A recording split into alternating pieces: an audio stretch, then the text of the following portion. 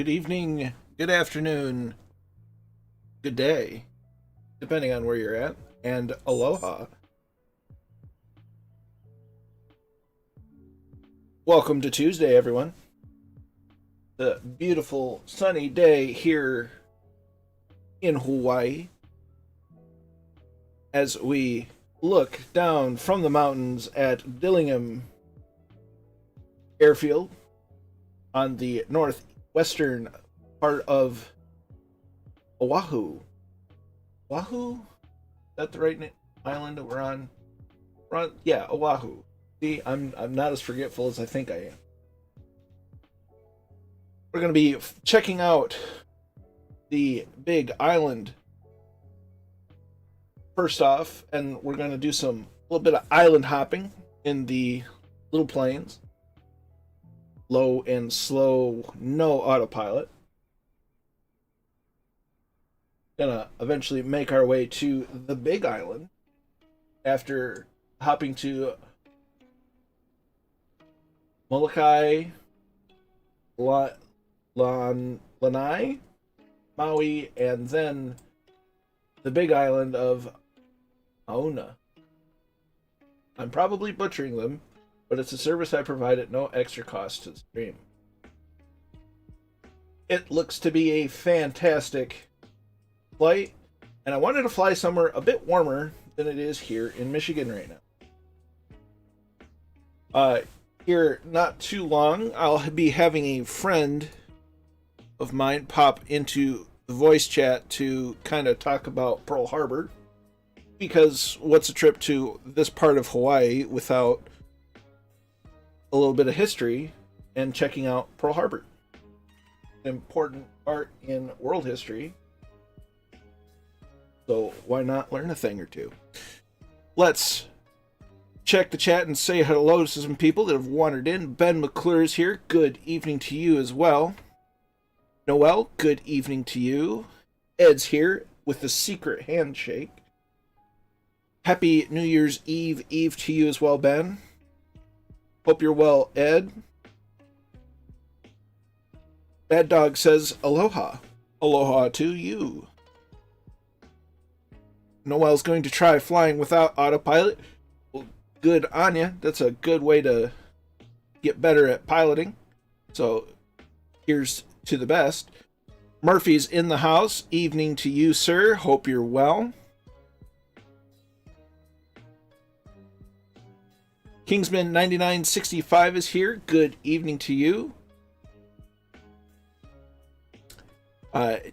Murphy did do a very nicely done preview video for tomorrow's Murphy flight in starting off in Turkey. Was that tomorrow? Well, that's awkward. At least we weren't flying at the time.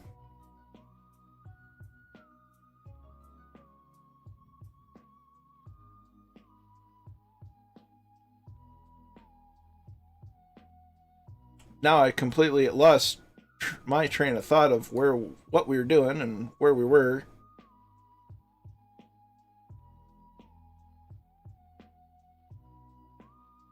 As I get Flight Sim back up and going.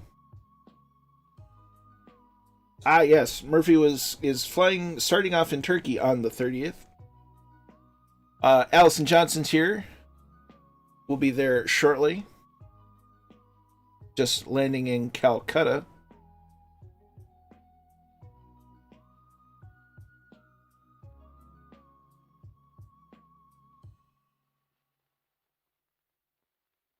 Yeah, the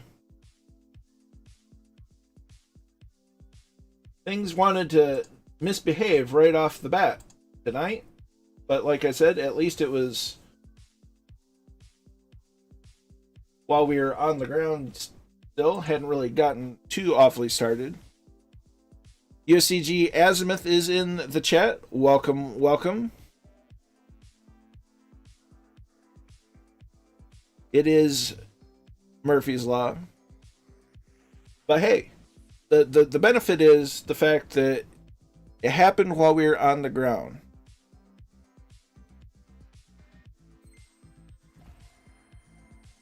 Where'd my scene changer?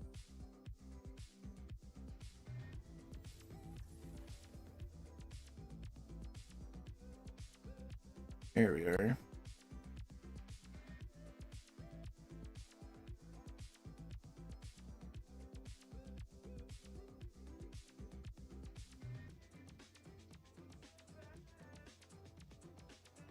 So we get the, let's get the sim back up and running.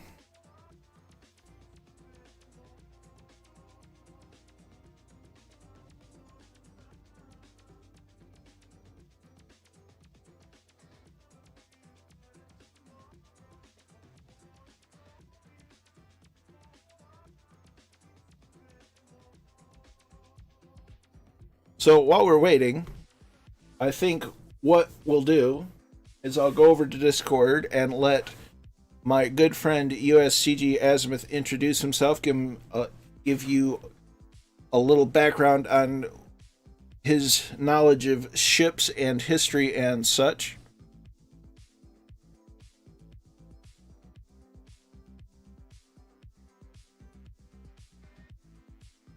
That is, if he's ready to do so. All right. Hey, Azimuth, you there? Hey, how's it going? How do I sound? Yes, I'm here. Can you hear me? I can hear you. Let's make sure the stream can hear you.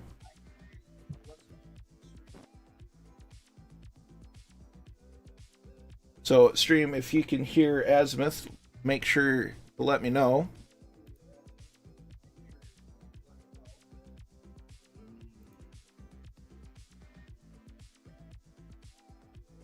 Okay, let's see if I can hear you now.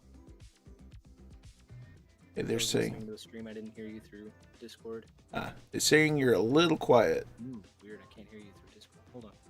Hold on. Technical difficulties as always.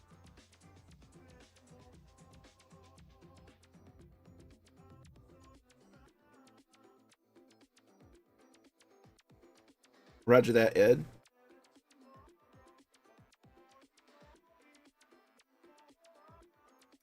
Sim finally loads. Okay. So we're going See to. if I can hear you. No, I can't. Weird. I might have to. I might have to go off of hearing you through the stream somehow, which is going to be weird because you're a little bit behind me. The joys of technology. Okay. I turned on the stream. Just lower the volume a bit so it doesn't screw me up too much. But yeah, hey, how's it going? I'm USCG Azimuth. My expertise is not so much in aviation, more of maritime situations, boats in history and all that. Of course, Fork and I love history. We both do World War II reenactments together. I spent 8 years in the U.S. Coast Guard, and yeah, just do a lot of stuff around the water and everything. Know a lot of World War II history, so joining Fork on his flight over the beautiful Pearl Harbor, Hawaii, and that's just me. Awesome. Yeah, we've been friends for quite some time now. Gonna work on trying to get your volume up. Oh yeah. So the folks can. Yeah, I'll probably just adjust my gain and whatnot. Oh, and I'm doing the big no-no in flight sim and starting on the end of the runway. Oh, good. So we'll move myself down a little bit. You're supposed to be in the air, right? It's supposed to be in the parking spot, but we'll make our way there. Wow, planes sure are fast on the ground. Slew mode is a game saver sometimes. So, I will bet. I'm sure this taxi would have taken quite some time under power. It wouldn't be too bad, but all right. So, more hamsters here. Ben McClure's still here. Jepson, 2001 evening. Your volume might be a bit loose. Connection issue as your audio keeps going loud then quiet. That might just be the difference between, as a Grumman Goose goes by. Ooh. Flying boat. Yeah, those are that's a recent release, freeware release. So we're gonna get this party started as Jay Winokur's here. Good to see you, my dude. Good to see Jay Winokur, another friend of ours. Another history buff. Papa Joe B is also here. Welcome, welcome. So we have everyone. What are we in right now? This is a Cessna L-19 Bird Dog. It was used as a liaison and observation aircraft during mostly Vietnam. It was based on the Cessna 170, but heavily modified for military use.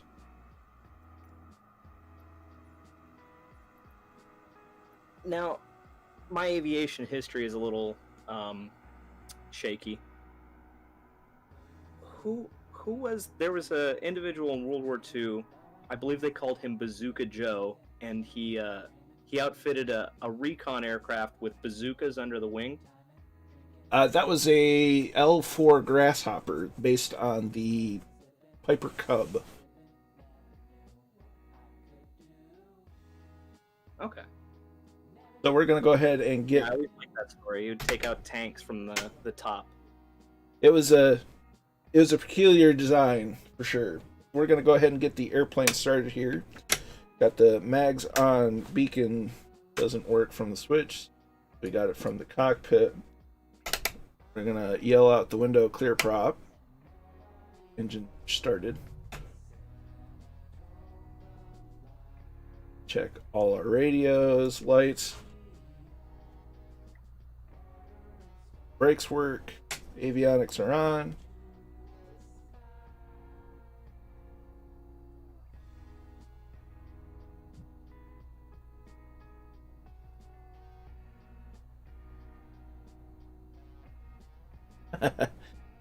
So, we're going to go ahead and get taxied down to the departure end on our way to, and we're going to start flying our way towards Pearl Harbor. Why not? Nice. Where are we taking off from? This is Dillingham Airfield. This is on the northwest corner of Oahu. Nice. Okay. So the fun part about tailwheel aircraft is you can tell that it's hard to see off the nose. So we have to do little S-turns to see the line and keep her straight. Brad Pilot Randy is in. Just came from yard work, saw a message about your stream. Awesome. Look forward to seeing you, Randy. Was that somebody taking off from the taxiway? It's possible. I was a little focused on chat. It happens. Could have been a buzz. As we see Murphy flying off in patrol, we have Warhamster, Arbachetta. It's Kingsman. Flying close air support. So we're running the default live weather right now. Now,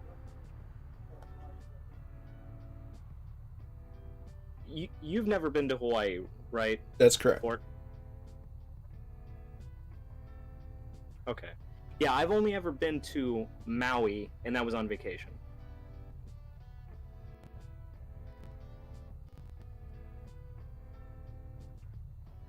I can imagine. I hear that it's really expensive. That's why I was on the Coast Guard cutter Alex Haley.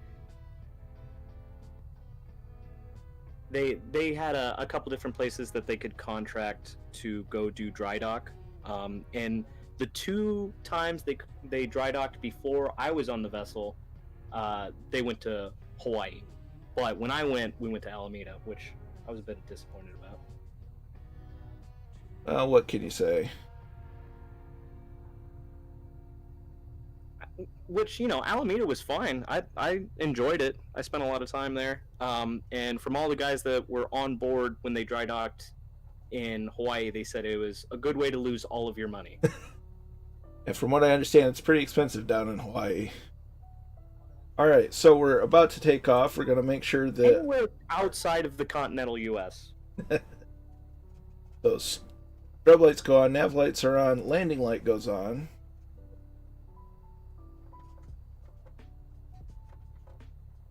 Make sure that our traffic is clear. We'll get up and start doing a circle around the airport, as now we have the fun dance, because apparently we're taking off with a tailwind, which is going to make things really interesting.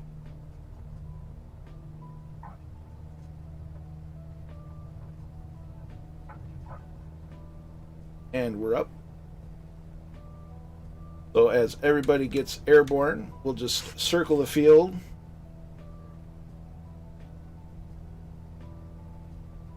Let everybody catch up. What are you flying with today? Haven't quite had a count yet. There's Murphy off in the distance. Gotta be at least a good handful or so. Let's see, 1, 2, 3, 4, 5, 6. 6 or 7. Ed says, when I was in Hawaii, civilian coffee was $5 a cup off base. I mean, that's a lot for coffee now, in my opinion.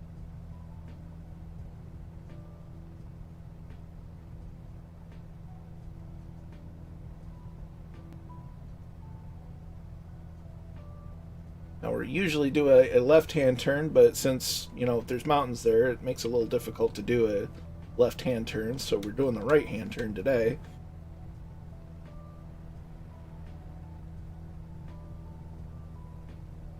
There goes Erling. There's Allie taking off. Sorry about that. There's Papa Joe B, Commandant Muttley, R. Bachetta taking off. As Warhamster in the Grumman Goose.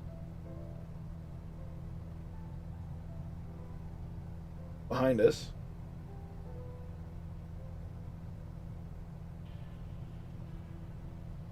So we'll now turn right or left, the other right.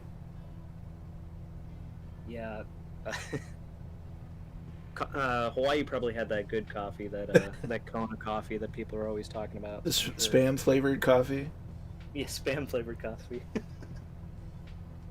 25 cents on per can on base for beer. Oof.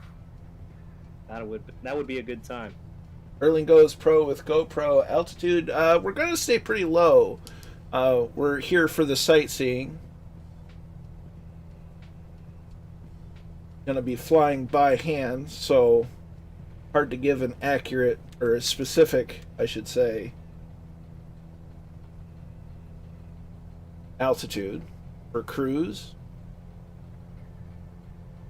Are they asking for my name? Kindly post the other gentleman's name. It's USCG Azimuth. Yeah, I'll...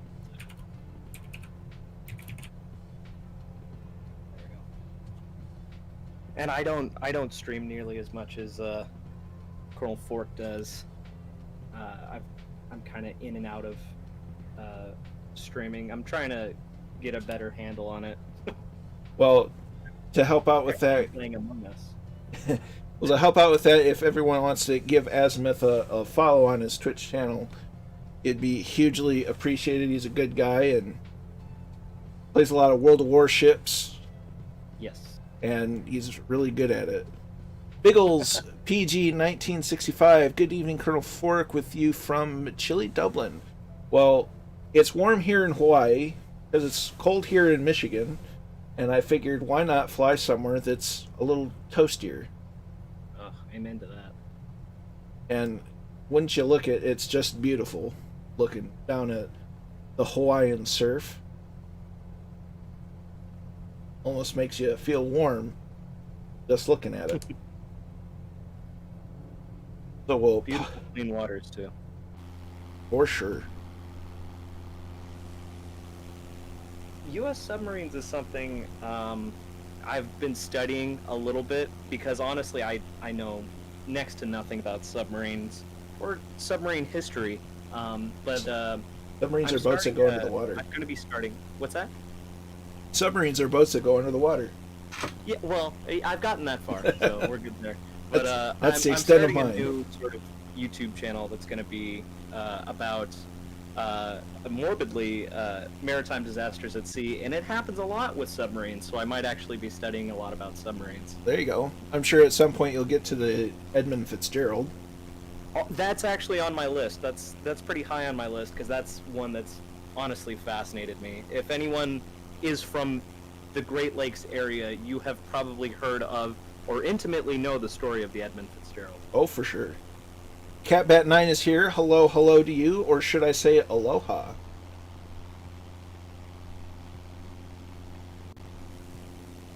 That goose is very close. Make sure he doesn't honk you. Danger close. Now, if there's only a way to get a paint job of a Canadian goose on the Grumman goose, that'd be brilliant.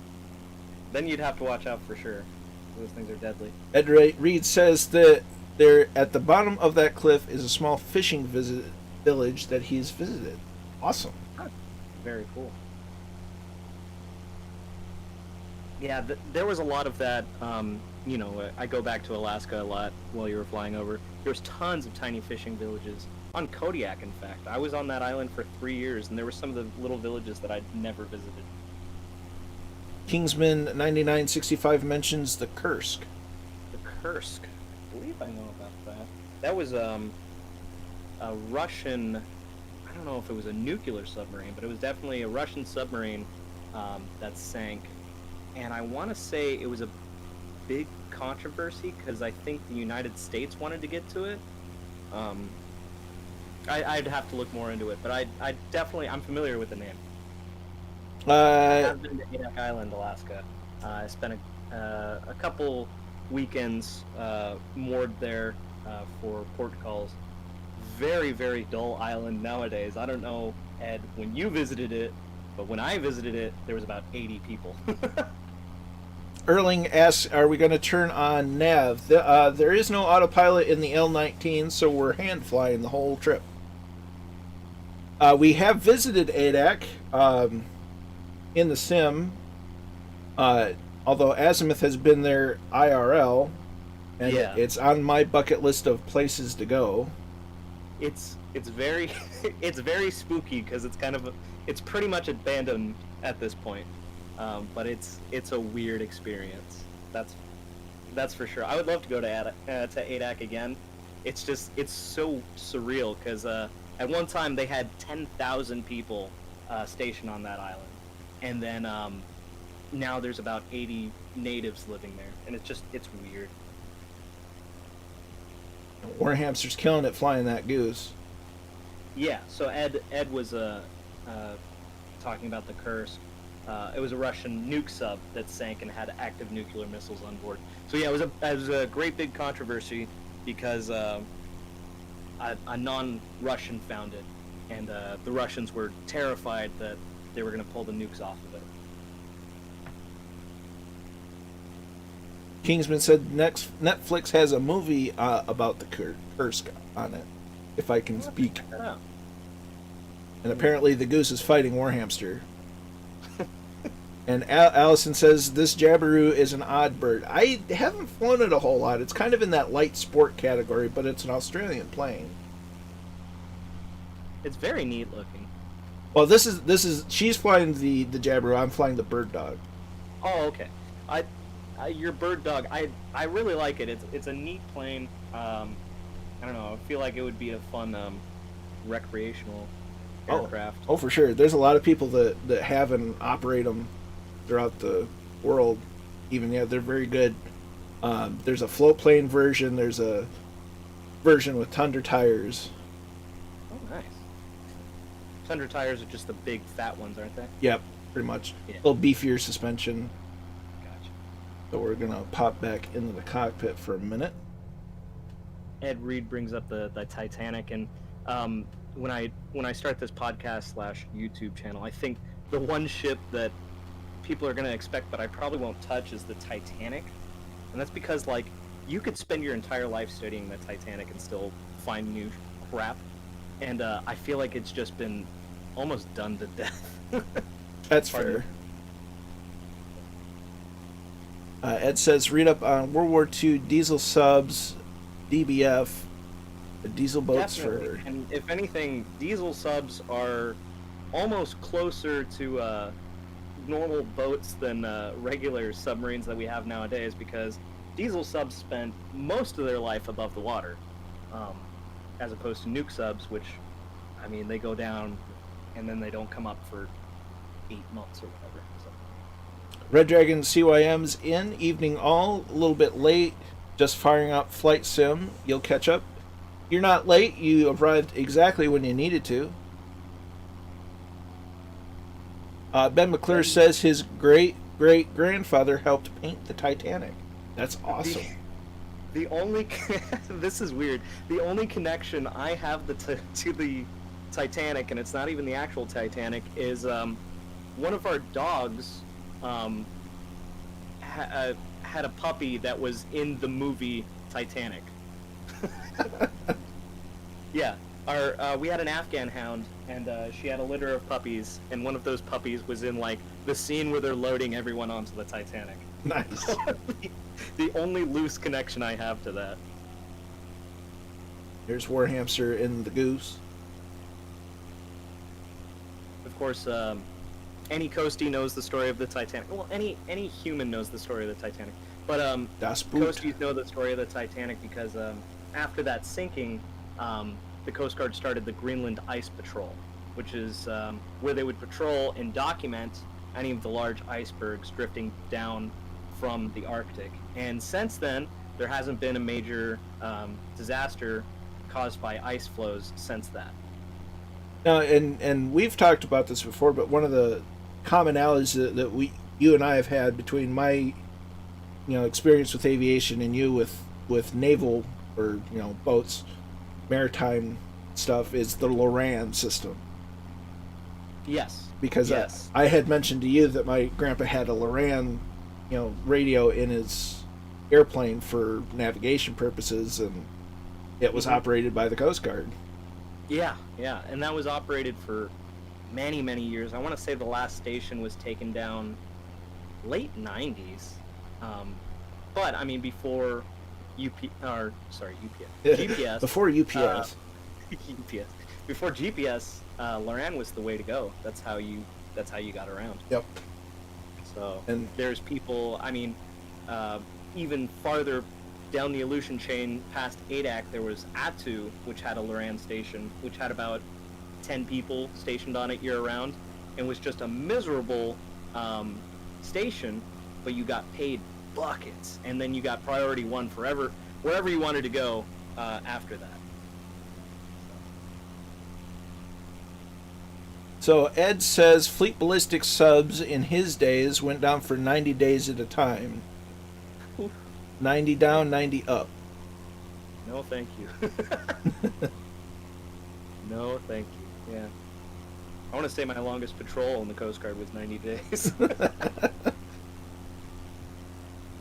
Let's see. Ben McClure says that the Titanic was built about 10 minutes away from his house.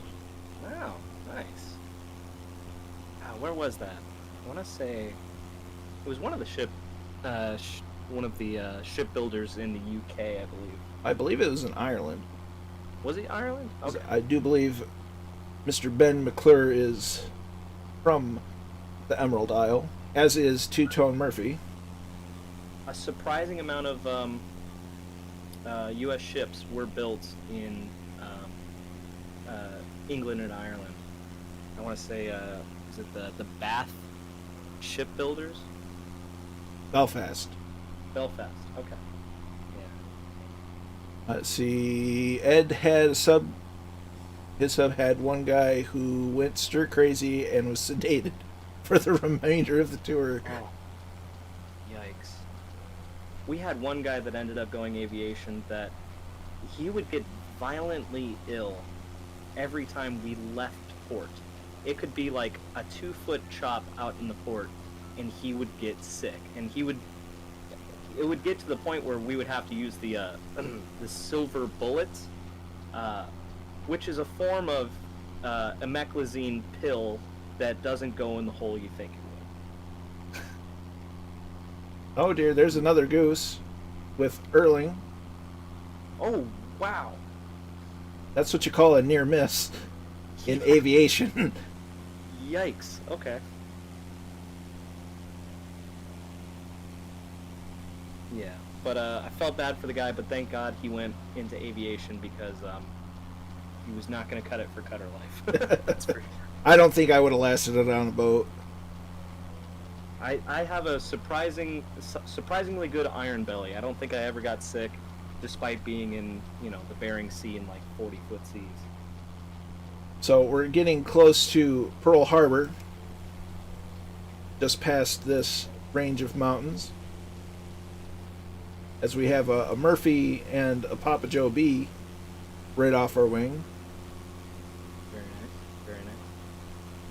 It's absolutely beautiful scenery as Murph just disappeared. And it is pretty stable. I need to check the fuel tanks real quick just to see where we're at. That one's as full as it can go. A little low, so we're going to go ahead and get a little windy. I'm going to go ahead and switch tanks.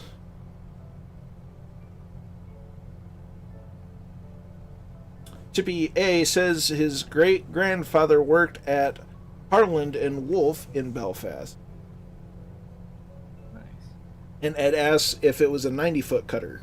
No, it was one that was very alone in its class in the U.S. Coast Guard. It used to be a Navy salvage ship. It was a 282-foot medium endurance cutter, the Coast Guard cutter Alex Haley.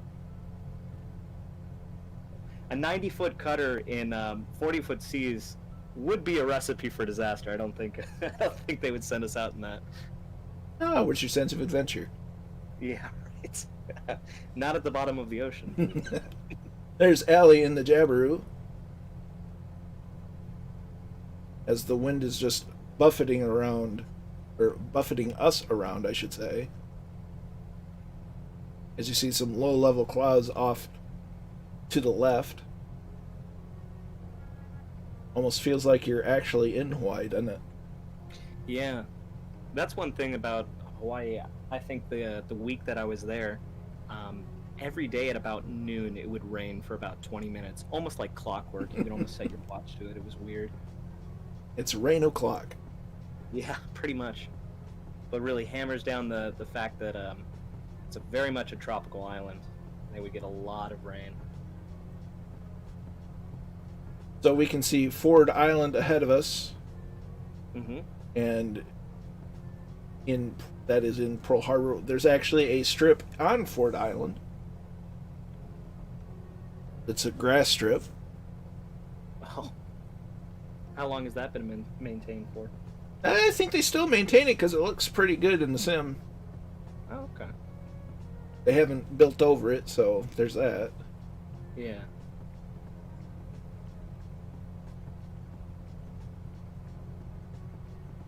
There's War Hamster. Scud running.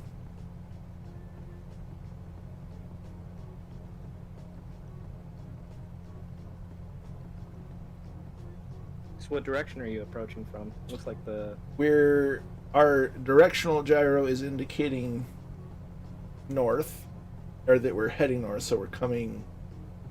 From the south? Yes. Although no, wait, that's... I think our DG is... Yeah, it was off, so we're heading east. So we're coming from east. Gotcha. Let's see. They would occasionally sound the horns on Samsung and Goliath to cheer people up during lockdown. It's pretty cool. Nice. Colonel Fora is scenery new freeware. I did install that just to check it out. It does add ships, which is nice. And it does complement the revamped default Pearl Harbor. I'd say it's worth it. It could use a little bit refining, or a little bit of refining, but all in all, I'd say it's a good little piece. It adds ships to the harbor.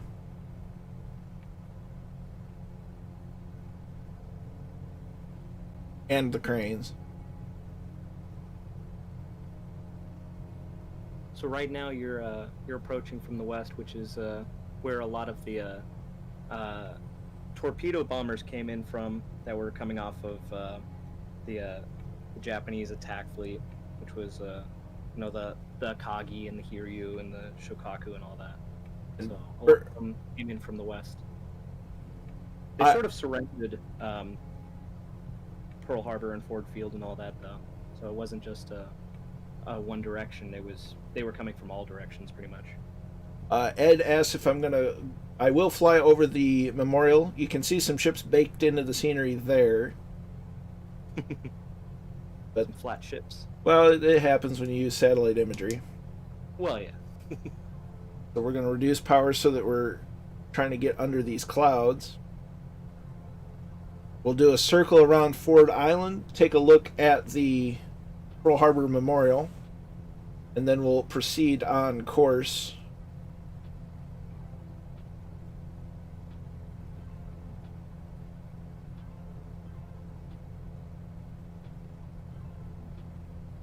We'll check out the ships in the harbor, we'll check out the island itself, the memorial for the USS Arizona.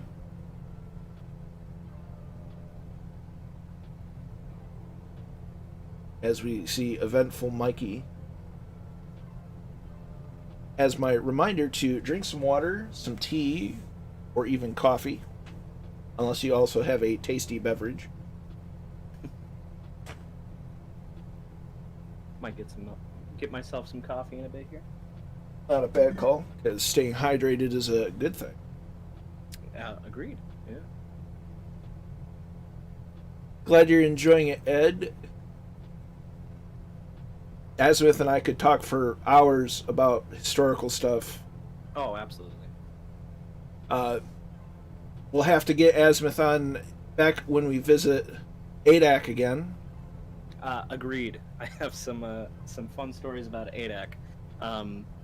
It's like a dystopian, like wasteland now. So that'll be fun. Another fun flight in the future. Yeah, agreed. Not just because it rhymes when I say it that way. Oh, right. So there you can see Ford Island. Mm-hmm. You see some ships in the harbor. See the memorial out there.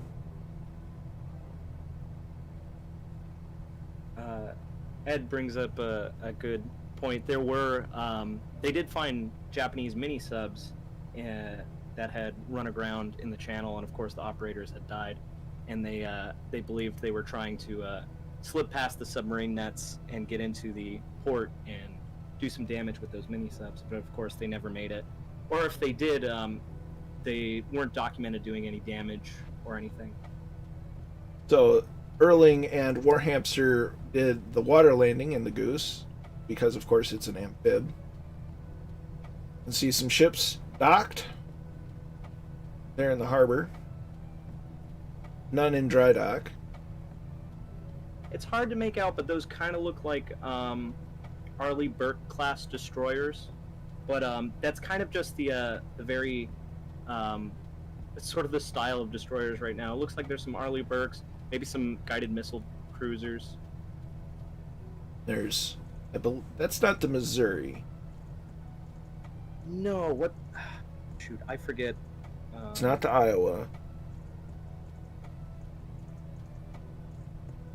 No, it's not the Iowa. The Iowa is moored in California. But there's that one. Yeah. As Jay Winneker's back. And no, that is the USS Missouri. Okay. Yeah, and it's moored in Honolulu. And there is, of course, the memorial. The Missouri is, of course, another Iowa-class battleship. Big, beefy 16-inch guns. Murphy doing the low pass.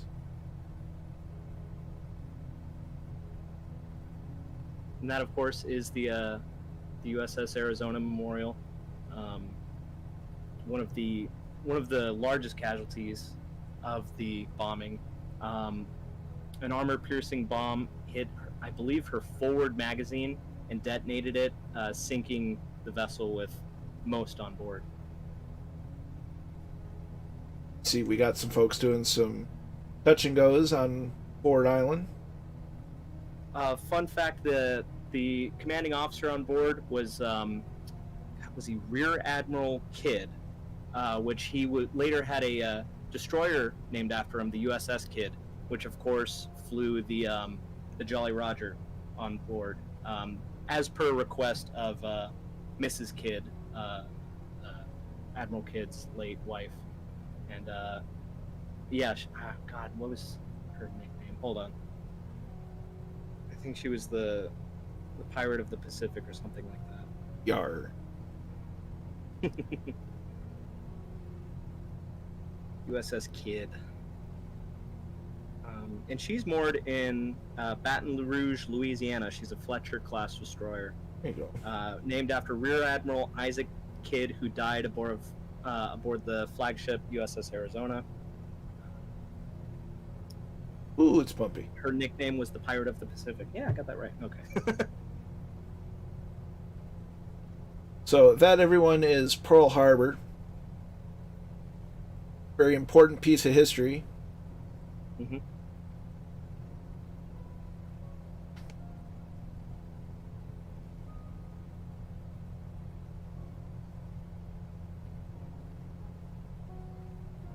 Very cool. Very beautiful place. I highly suggest visiting.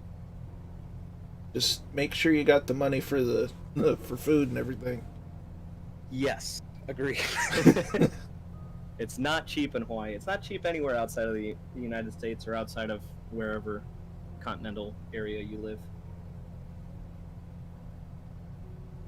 Jay Winokur says the USS Bowfin World War II submarine is on the opposite shore from the Missouri, near the bridge. Appear to be modeled properly, at least. Right where the bridge connects to the shore. Aha.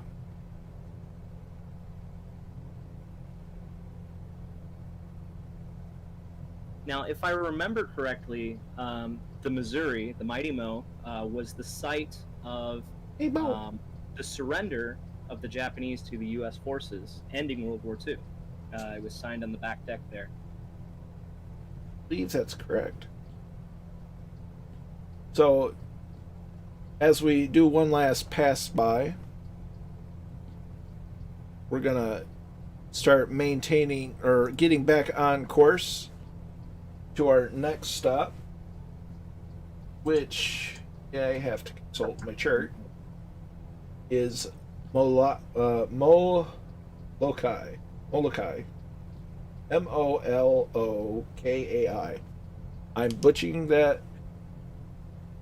It's a service I provide at no extra cost. I don't blame you. The Hawaii has like 16 letters in their alphabet, and I think about 7 of those are probably consonants. So we'll let everybody catch back up as we head toward as we fly over Honolulu International, which, talk about a massive airfield. Oh yeah, holy cow.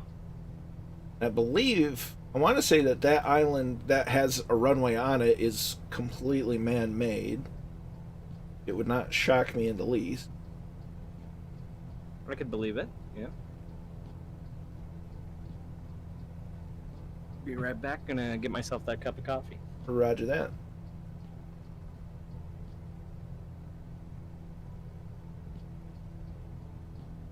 So I hope everyone's been enjoying the little bit of history here on the stream.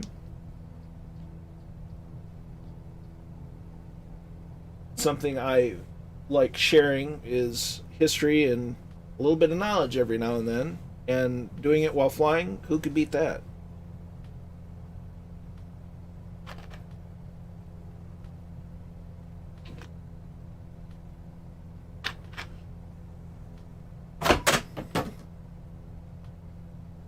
So we're going to fly over the city of Honolulu. We're going to try to get above this cloud layer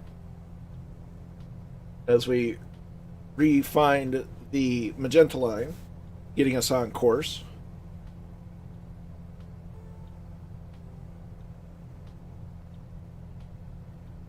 It is nice having somebody that knows a lot more about boat history than I do, because when it comes to boats, I'm mostly an idiot.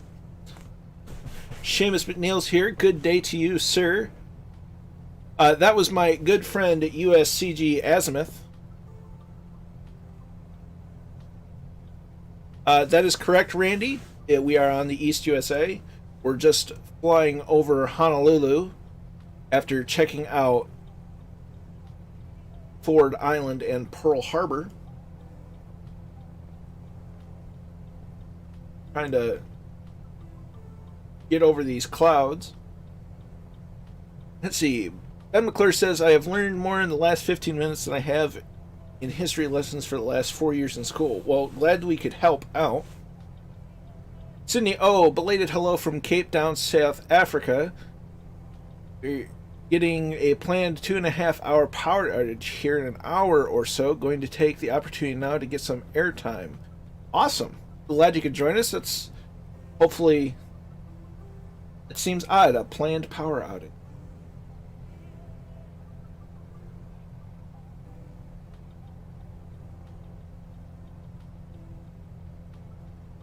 Ed Reed says USS Wisconsin is more than Norfolk.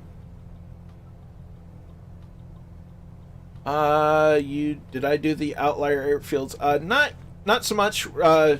As much as I wanted to check out Pearl, we still have the rest of the islands to get to, and this is not the fastest aircraft in the fleet of available aircraft, so we got some places to go.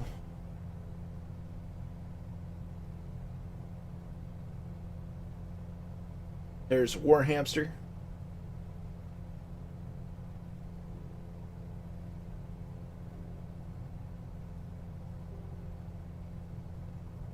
There's Papa Joe. There's Red Dragon.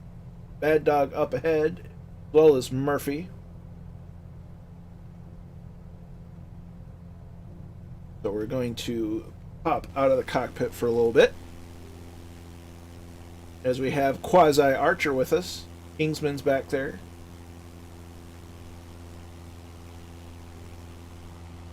As we're doing some... As fun as it is to stay out of the clouds, sometimes it's really fun to fly above the clouds and see what it's like. Okay, I'm back. I got my coffee. Awesome. Yeah. But you can just imagine, like, the pilots coming in off of the Hakiryu and Kaga and Akagi. In that first wave, just how quiet it probably was flying over the sleepy island, but just imagine, the second or third wave, after all those gunners have, woken up and gone to general quarters. Imagine just the oppressive amounts of flak and machine gun fire and tracers that they were probably trying to fly through to get those bombs off and everything in those last waves. It must have been, impressive to say the least. Just a cacophony of metal and everything flying through the air. Oh, for sure. Yeah. Randy, I'm at about 3,800 feet above the cloud layer, running default live weather. We're just past. I'm about over the city, so I'm about southeast of the Honolulu International Airport.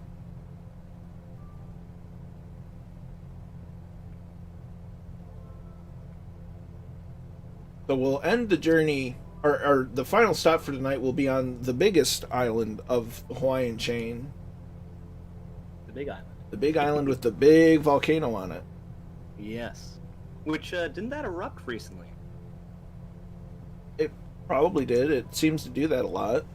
Yeah, I believe they did have a recent eruption, and nothing bad, just threw some steam up in the air, but there was a lake forming in the caldera, and that flash turned into steam in like about 10 minutes. Warhamster says that he switched to live weather and the sea froze over. Oh dear. Ooh, that shouldn't be right. Not in Hawaii. Kilauea, it's still erupting. Still erupting. Very cool. Still erupting. Sounds like a garage band. Yeah. Very terrifying. I don't know if I would want to live in the lee of a volcano, but I mean, it's dangerous wherever you live, you know. Everywhere has their own dangers. Tornadoes. Out in the West Coast, we have earthquakes and whatnot. Although Michigan's pretty safe, all things considered. If you don't freeze to death, yeah, you're fine. Oh, it could be worse. We could be, in ADAC and it'll freeze over without even thinking about it and go days without sun. Yeah, there's that. That's one of the hardest things getting used to up in the closer you get to the Arctic Circle is just how long the days get during the summer and how long the nights get during the winter. A fun fact, Murphy did a flight in Norway and Sweden just before Christmas, and it didn't get very bright in the middle of the day, and then Christmas Eve I flew up in Alaska and it got even less bright. Yeah. Even at the middle of the day. Yeah. I mean, in an aircraft you could probably see the sun if you get some altitude, but down on the surface, no. You're going days and in some places weeks without the sun. Yep. So you can kind of see the islands ahead of us through the clouds. But that's true, Ed. Ed brings up a good point. In Hawaii, it's bad luck to take volcanic rock with you. It's considered bad luck amongst the culture. I did hear that. Well, I'm sure the TSA wouldn't let you bring it anyway. Probably not. They'd be like, why are your pants filled with rocks, sir? So. See, Kingsman, when he served in Canada, nighttime was amazing, the Northern Lights. Yeah, and they're working on putting the Northern Lights in Flight Sim. Oh, that's very cool. Yeah, Aurora Borealis looks just super cool. Like, I don't know how many times I saw it, but somebody would text me, like, on base, or I'd see it on Facebook. They would be like, look at the Northern Lights. And every time, I don't care if it was snowing or not, I'd run outside and I'd look at the Northern Lights. Well, I bet. It's something captivating. It's really cool. Did you ever get to see it while you were on ship? Yeah, absolutely. You'd honestly see it better when you were out at sea because there was less light pollution. Right. That's kind of what I figured, but I had to ask. Oh, yeah. The best stargazing in the world, when you could see them, was, out on the Bering Sea. So we have our friends down there exploring the island. And look, you can almost see under the water to a degree. Oh, that's very cool. Yeah, I mean, it's a pretty game, that's for sure. I wish I knew more about airplanes. Well, if you were to get it, you'd have an excellent teacher to teach you the ways. Absolutely. And, I mean, one of the best things that's been about between 2020 and Flight Sim is it kind of scratches that itch of exploring and going and traveling and stuff without leaving the comfort of your home. That's very true, yeah. And, with the satellite imagery and just the high-res, just basically all the terrain and the oceans and stuff. Murphy just finished up the Japan tour, ended up in Nagasaki, and it's stunning. I mean, no matter where you go. And tomorrow, Two-Tone Murphy will be streaming a 9-hour stream starting in I was going to say Constantinople, but it's Istanbul. Starting in Turkey, yeah, and traveling, southwards into Israel and Syria and all down there. So it's going to be a fantastic stream tomorrow. Oh, very cool. The places you may want to avoid as a real life pilot, but can definitely do. Oh, for sure. And that's the wonderful thing about Flight Sim is it's both been a great virtual reality, but also escape from reality at the same time. Yes, very true. My silly butt, I'd be getting in a 737 trying to land on ADAC, Well, you could do that. I'm sure. Well, it's not the biggest airport, but I bet you can. Well, Actually, that's I think they do get some good size But- aircraft that come in there. from the research that Flights only go in and out of ADAC, I think, twice a week. from the research I've done looking at it, there are 737s that fly in and out of ADAC. Oh wow. Okay. So flying with the winds that are on that island, it's tough to fly something this small out of it just because the winds are that stiff. Oh yeah, I believe it. I want to say when we were mooring the cutter, I think we had something like a 40 or 50 knot wind pushing us off the pier. We ended up having to use line throwing guns just to moor. Chippy says, let's hope the Aurora Australis are in there too. I'm sure they will be. They're working on one. It'd shock me to not have the other. Yes. Yeah. Something I didn't get to experience. I never sailed past the equator, unfortunately, so I didn't get to do the line crossing ceremony for the equator. But I definitely did it for the International Dateline and the Arctic Circle. And what are those called again? The International Dateline is the realm of the Golden Dragon, and then the Arctic Circle is the Blue-nosed Polar Bear, and then I want to say the Equator is the Golden Shellback. Interesting names. Ed has called me a polywog, which is anybody that hasn't crossed those lines, so call them a polywog. And there's a whole fun 2 or 3 day line crossing ceremony, or longer depending on how big the boat is, where it's just ridiculous, like the things that people do, and it's a lot of fun on a really long voyage.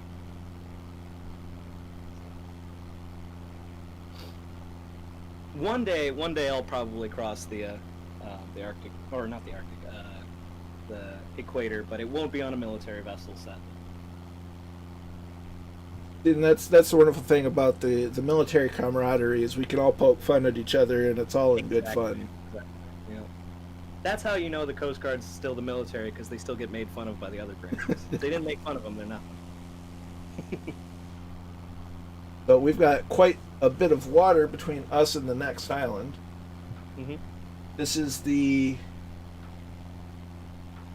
I don't even know if I want to say it. Highway Channel. Kaywi or Kaiwi. It's too close to another word that gets into... I believe it's... What is it? Kaiwi channel. I'm pretty sure that's Kauai. I was trying not to say it that way. Well, there is an island that's Kauai, so... Yeah. Very similar to the Japanese word of a different term. Ed says, hey, the USCJ has my total respect. They cover our butts. Absolutely. For sure. No, I worked side by side with the Navy quite a bit, and did a search and rescue mission on an Army vessel. So, you know, I've worked with the other branches. Army has boats, as there's a goose. Erling in the goose. Whoa! Another very near miss. Not known for their aerobatics, but Erling has it inverted. Can they invert like that? Well, I mean, so. Anything can invert at least once. What's the system in this game where it'll reset you if you break? It's just that'd basically be overstressed. Overstressed, gotcha. Yeah, I feel like that might overstress the airframe, Yeah, especially an older one like that. Just a little bit. Yeah. The other day, Two-Tone Murphy was previewing the DC Designs F-15 and thing that looks fantastic. Oh. God. Yeah. The Eagle, right? The Yep. F-15 Strike Eagle? Specifically, he was flying the F-15E Strike Eagle. They are working on the C and D, which is just the regular Eagle. Oh, nice.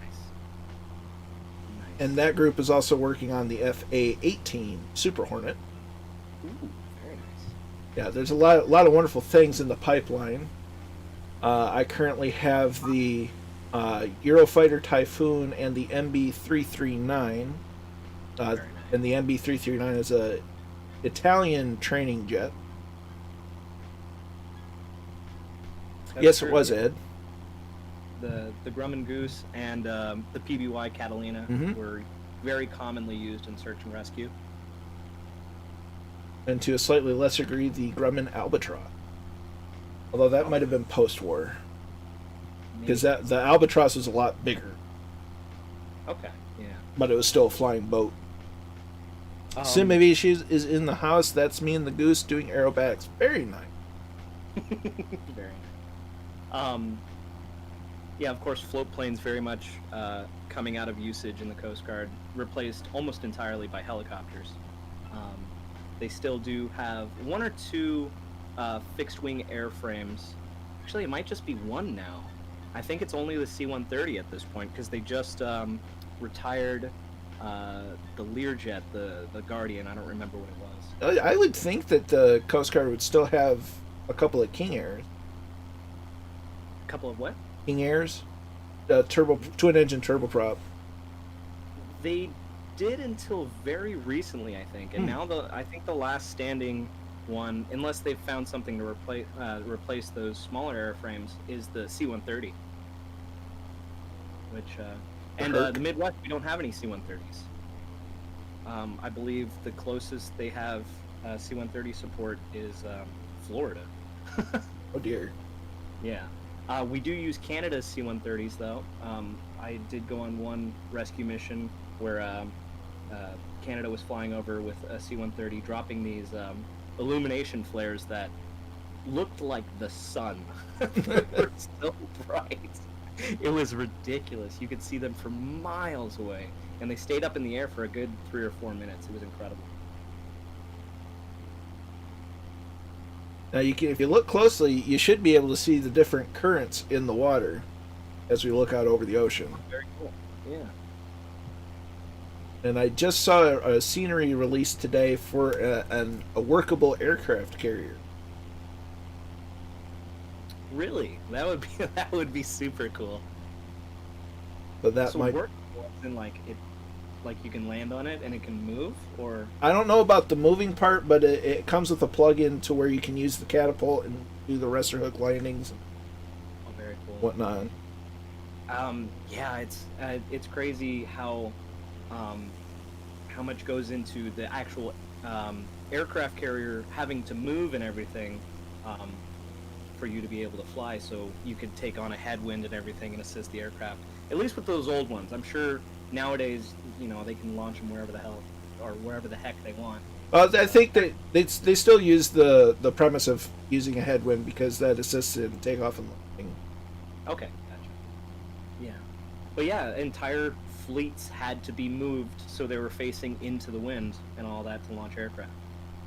Looks like Randy Hurst figured out the multiplayer. Very It's good to see. Kingsman F-35 would be good, so you can do VTOL on the character. That would be neat. How long until hot air balloons? Well, I think somebody's already put it in there somewhere, but we won't mention it.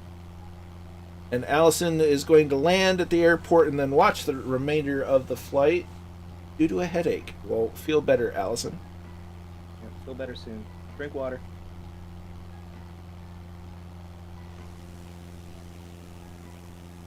There's USA PR-1, another frequent flyer.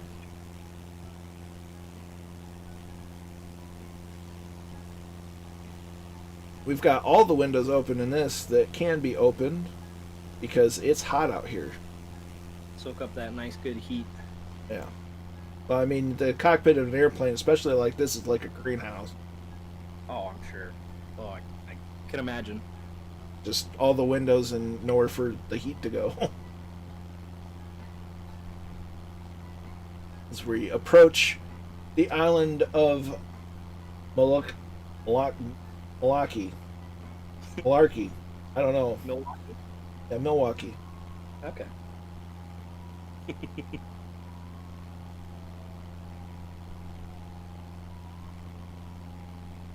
Landing at that. It's the airport named after the island. So there. We can see moving pigeon. Uh-oh. Flight sims dying again. Oh no. So we'll get that started back up again. Oops. Bear with me. Moment.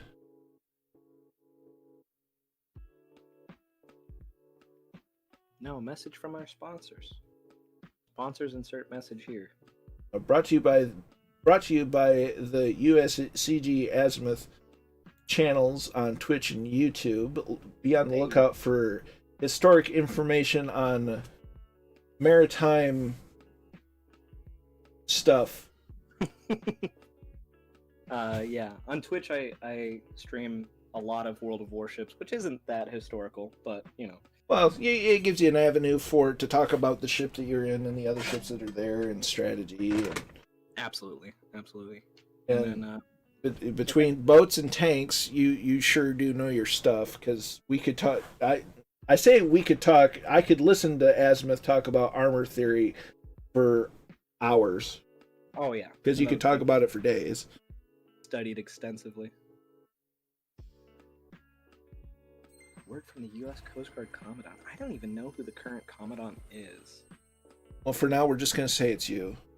Okay. Good enough. Oh, it's still Admiral Schultz. Okay. He took over at the end of 2018. His first name, Charles? No, it's Carl.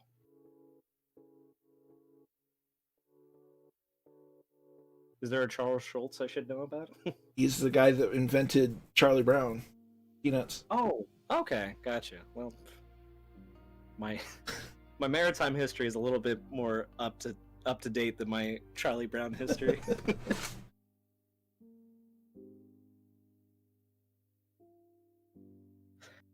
Yeah, man, you got a good amount of people watching right now. This is kind of nice. Yeah, a lot of good people watching. Hope you tune into the Two-Tone Murphy stream tomorrow, because that's going to be a lot of fun visiting the Middle East. Absolutely, yeah. Area I didn't get to visit, but I had some friends that got deployed to the Middle East. Oh, my unit got... I mean, that's Bahrain, you know. Yeah. My unit got deployed to Afghanistan. I just didn't get to go with them. Any indication of the aircraft type for tomorrow's marathon flight? I don't know. But the first leg's a real long, couple hundred nautical mile leg, so I'd imagine something fast.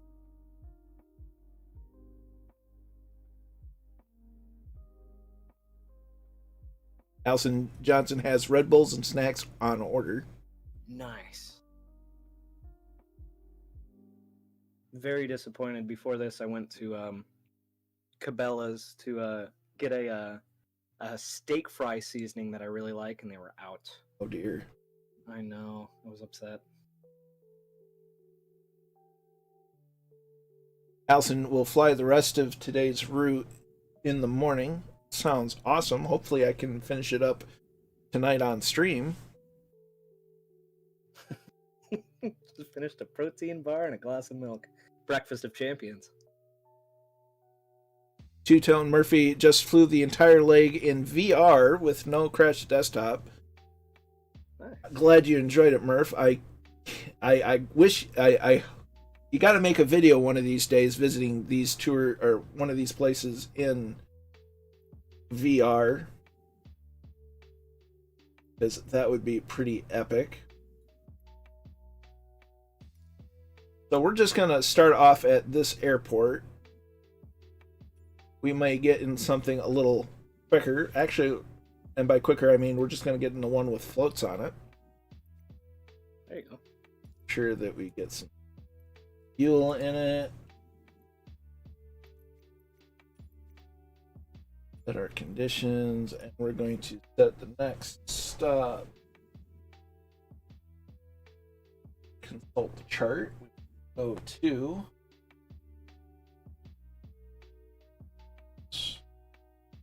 PHOG, PHOG.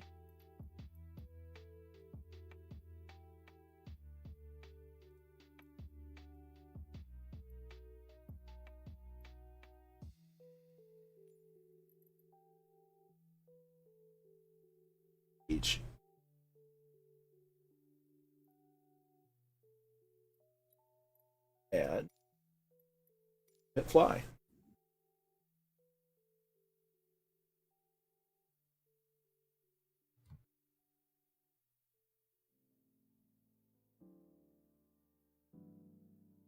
Kingsman did 1 tour in Afghanistan and 2 tours of Iraq. Oof. Thank you for your service. Chippy says, I flew from Tromsø in Norway in VR yesterday. Absolutely stunning, although it hardly got light even at midday. Absolutely. Raleigh Mall is here. Glad to have you here. Now, if you want nice warm flights that stay bright all night, you gotta head to the southern hemisphere. Yep. So we're gonna live weather. And we're gonna go ahead and get lined up for some landings. Watch everybody land. Just need to find the old windsock, figure out where the direction's going. Should be fuel here. There's a fuel truck and a fuel pump. Your So, plane has a very nice pair of shoes. what's that? Your plane has a very nice pair of shoes on. Yes, it does. They're the wellies. So we'll say runway 17 for landing, as we're starting to see everybody converge on the airfield. As Azimuth gets to experience the drone cam for the first time. This is nice. This is very cool. Get to just pop up and explore a little bit. Control tower. How do you use a gas station? Yeah, that's a good question. I don't know. Well, you pull up to it, come to a complete stop, and the window will pop up. I don't know why this reminds me of that little airport that you worked at for a bit. It's about the same size, just an extra runway, and in Hawaii. You got this, Allison. Watch me crash. Don't worry, that would be me. I'd be upside down 100 yards in front of the runway. If I can land a plane, anybody can. There's Allie right there.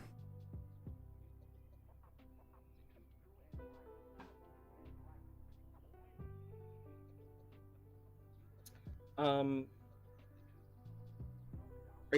you mind linking the individual that's doing the marathon flight tomorrow? Give me 1 second as I position the old camera. Yeah, there we go. So we'll watch runway 5 for the landings. There's Allie in the Jabiru.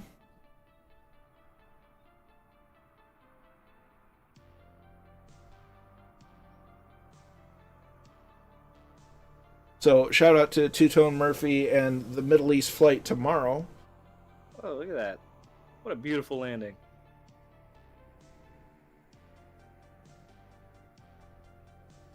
Everyone is going for runway 5, so that's where we're going to have it.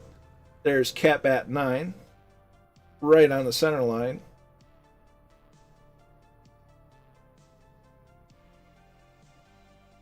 Beautiful. Dang. I know nothing about landings, but I know that looked good. We'll have to get you set up with a set of flight instruments and get your hands on flying. Oh yeah, absolutely.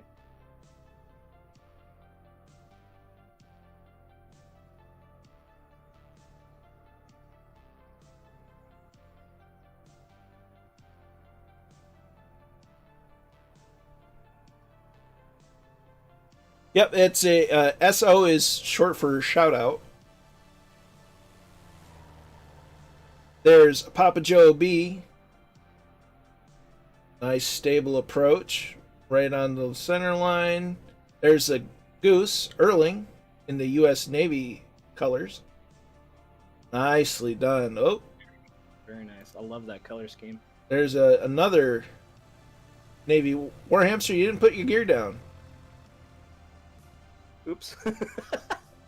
As moving pigeon is in.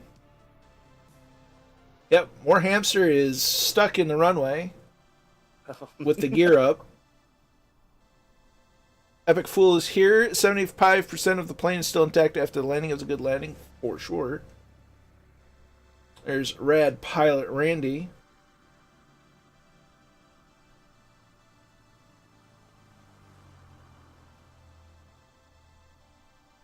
Put the floats down now.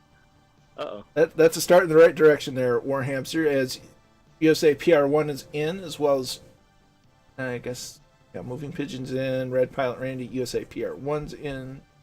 Looks like Moving Pigeons going for a touch and go.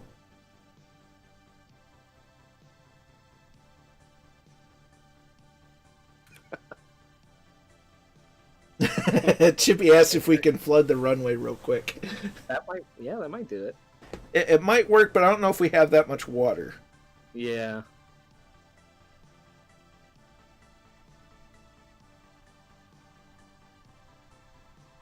Probably flood the runway with firefighting foam after that landing, but... Warhamster says this means that you go to the bar or fridge. As there's Murphy.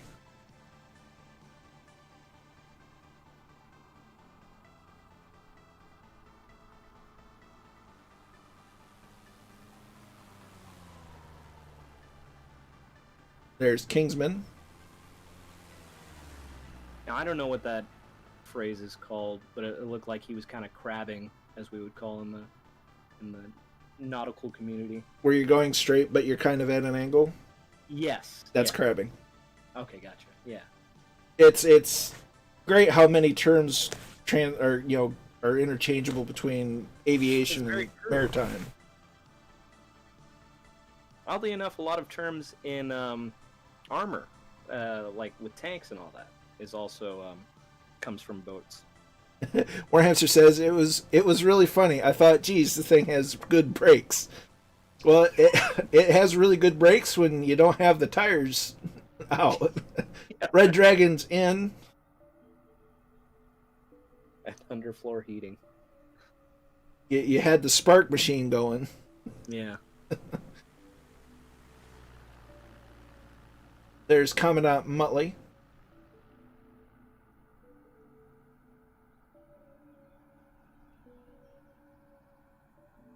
Just be careful not to hit the drone as you come in for a landing.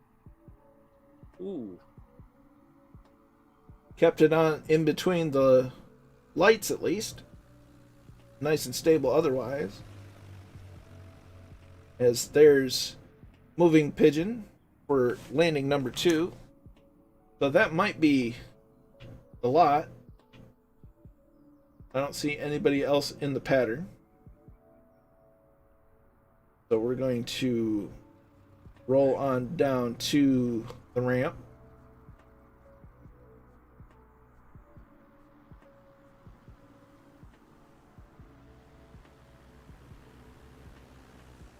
And we're going to get this show back on the road.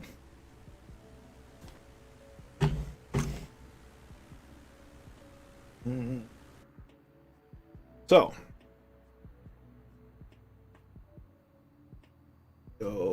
those are on.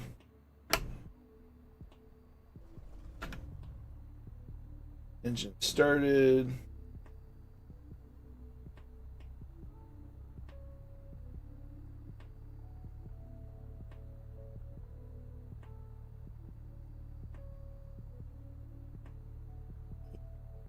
Okay, so nav lights. We'll get going.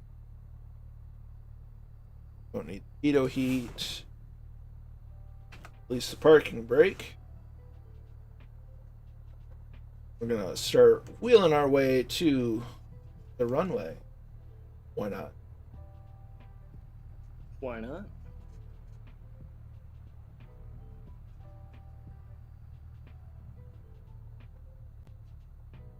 Who's running air traffic control today? We're just kind of freewheeling it. Gotcha. We're on our own recognizance. Is there usually an air traffic controller in this game? There is. There's an AI. It does okay. Oh, okay. But for our flights, it's just meh. Yeah, why not? Just a little fun. We could be super by the book and use VATSIM, which uses real people as air traffic control. Ooh. But a little less fun for group flying on streams. Right. It always amazes me the amount of people that just what they want to simulate in these games. Oh, for sure. Somebody that wants to sit around all day in air traffic control. It pays off, though. I'm sure it's fun. And I like to do it from time to time. I just, for the sake of streams, and I like flying with friends, and flying with ATC just doesn't work well with group flights. Oh, I'm sure.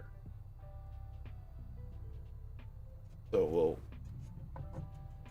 get parked. And these are the hold short lines. Make sure our friends are with us. We got a goose behind us.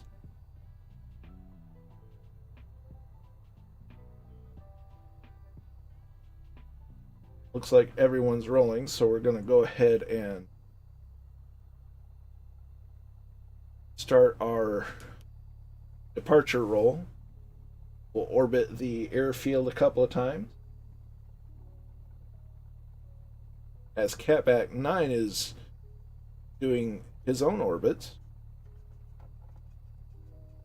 Oh, yeah. Mixture goes to full rich. Slowly apply power on the runway. So aileron into the wind.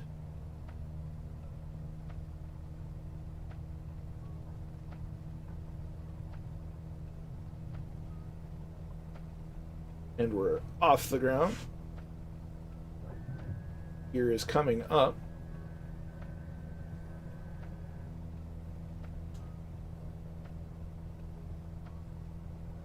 Maintain runway heading for a little bit as we climb.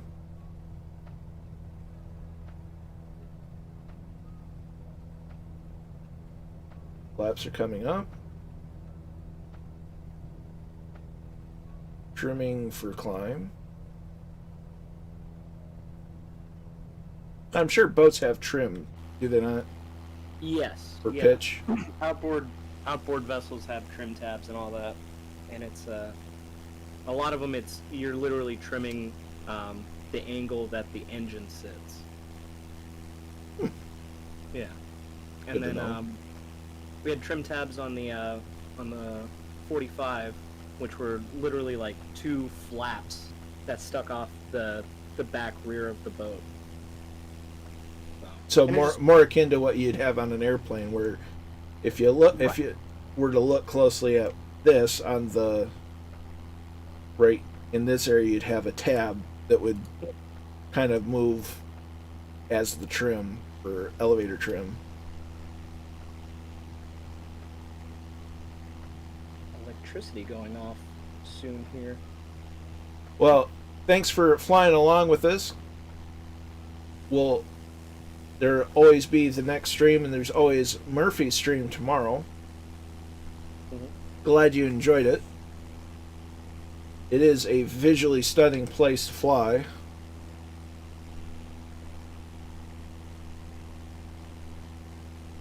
But yes, they do have trim tabs, and it's to kind of level out the hull. Like on outboard engines, the more you trim up, the higher up on the water your hull rises, which makes you faster, but it also, if you're going too fast, it can decrease stability and all that. Right on.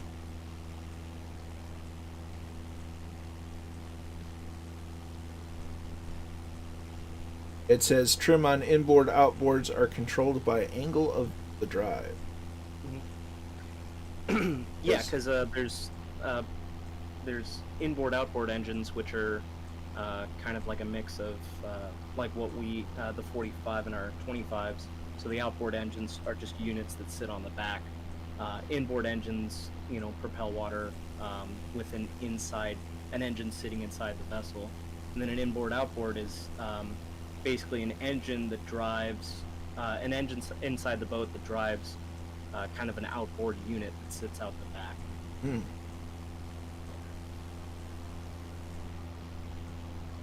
Yeah, and as Ed said, inboard engine trims are handled by tabs that are on the transom mounted.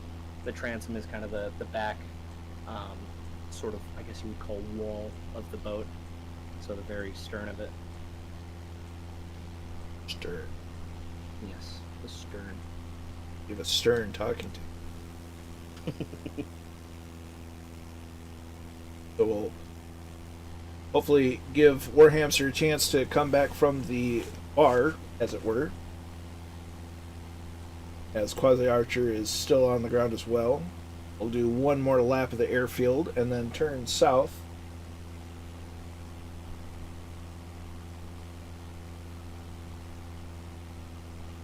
Then they're jet drives. Yeah, our 45-foot interceptor was jet drive driven, and that thing was a ton of fun. It had a basically would shoot water out the back, and that's how it drove and all that. Kind of like a jet ski. What's that? Kind of like a jet ski. Yeah, pretty much. And then it had buckets on the back, which would lower down in front of that stream of water and direct it different directions, and that's more or less how you could go backwards, and you can go side to side and all that. Nice. And it had rudders to steer and all that. And super fun vessel. That thing could go probably 45, close to 50 knots, could move in any direction, three-dimensional. So it was super fun. Warhamster's back with a massive gin and tonic. Ooh, very nice. Ben McClure's going to head out. Great stream. Glad you enjoyed it. We'll look forward to seeing you the next stream. And hopefully even tomorrow on Murph's stream. Absolutely. Have a good one. Unfortunately, no gin and tonics for me until Thursday. Uh-oh. Duty? No, I will be fully recovered from my surgery. Ah. So Thursday's gonna be fun. I'll be back to working out like a maniac, trying to get back in good shape, and then drinking in the night. Like the maniac you are. Yeah, exactly. So there's old Murphy flying in formation. And Commandant Muttley, Red Pilot Randy. I believe your pilot might actually be part owl. Well, you know, especially a little more than owl because it can go all the way around. Yeah, exactly. So we'll open the windows out just because it's, you know, greenhouse in here. Oh, yeah. Very nice. So we're heading to our next island, which is that ahead of us. We'll be doing just a flyover. Is that real Murphy? It is the one and only two-tone Murphy of Irish fame. Everybody in Ireland knows of two-tone.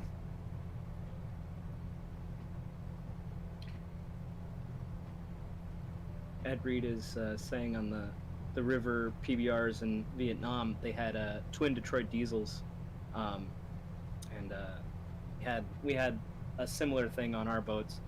Super powerful engine, very nice, and probably not utilized too much, but the towing capacity on those things, I mean, we had a 20-ton vessel that could easily tow 100 tons, and that is just so powerful. Ed says he's never heard of two-tone Murphy. That's okay. We'll introduce you. Warhamster. Even the Pope sent Murph a Christmas card. I bet he did.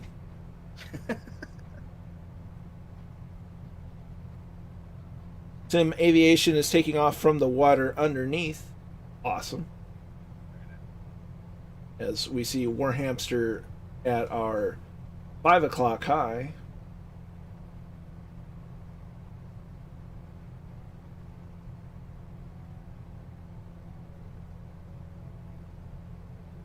There's Commandant Muttley.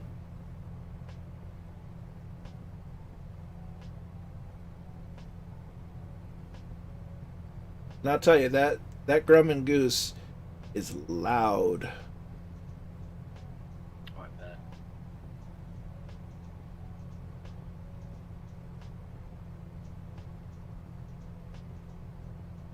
It's a little L-19's nice and quiet.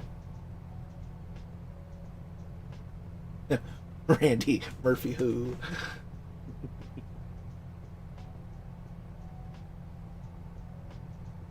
I don't So. know who two-tone Murphy is either. I'm sorry.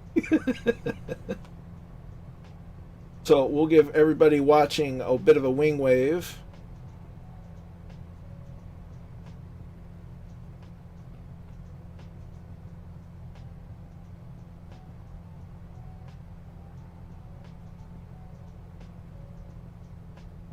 Very nice. I bet it's a handful there, War Hamster. That thing is heavy on the controls.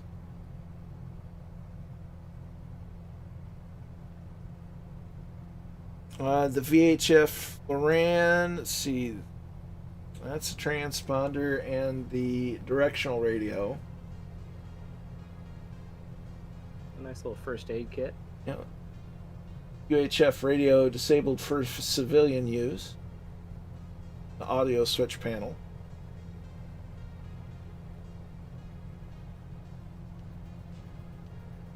Let's see. Gas for my Jeep.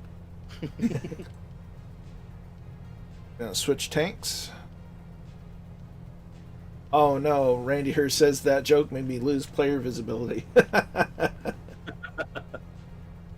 we'll pop outside the cockpit for a while.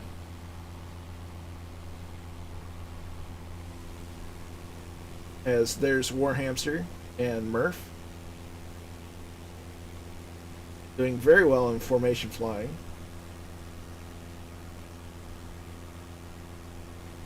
We got 2 flying boats. Well, I think we got 3 with Erling, if he's still with us. Yep, there he is. There's Erling. So we have 3 flying boats at least. When do you think they're going to add Wig Craft? Who? Wig Craft? Wing and Ground? Have you heard of these? No. Oh, God, what is... They use, ground effect, I forget. It's essentially like, they use, like, planing to, basically it's got a fin that sticks in the water, and, it's got a, like, an engine or whatever. Oh, hydroplaning. Hydroplaning, yes. Yeah. I would imagine somebody will figure that out. People figured out how to do boats and cars in flight sim, previous flight sims, so I'm giving it a matter of time, and they'll figure it out for this. Nice. And then, And that goose looks good.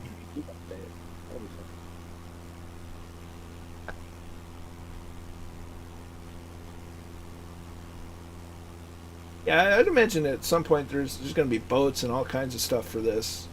Oh yeah, I'm sure. Honestly, it's like Arma 3, where they just add all kinds of stuff and make the game completely different. Right.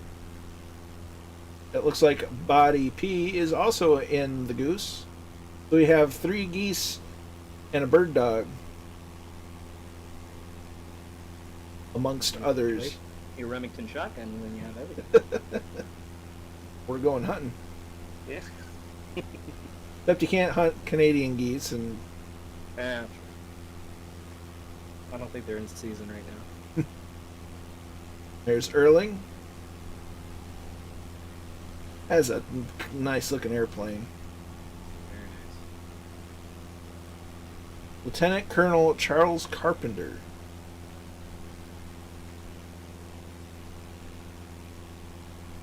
Name doesn't ring a bell.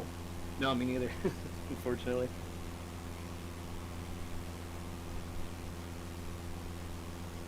I feel like between the two of us, you would have the better idea, and if it's lost on you, there's no hope for me.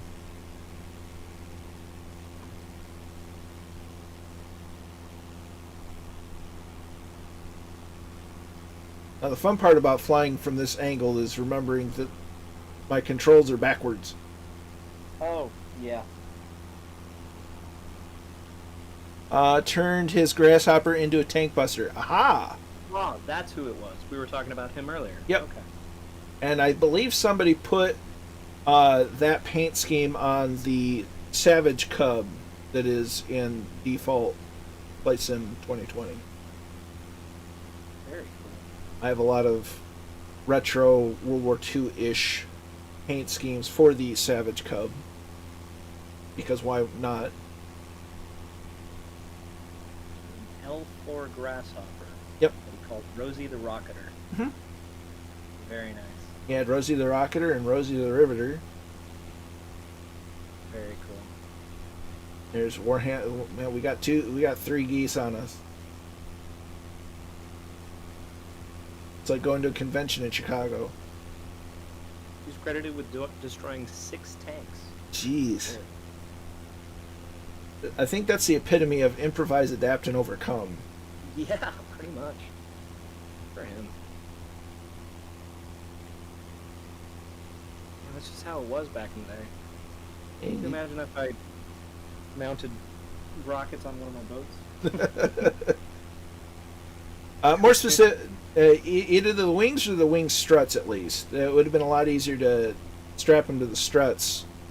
Because with the fabric wings, it was a little more of a difficult task. Oh, yeah. Because you're talking about fabric covered wings on the L4. So look at this lovely volcanic island. Sim Aviation is flying the Grumman Goose with an Xbox controller, so it's hard to manage speed. I have no doubts. Well, I'm sure.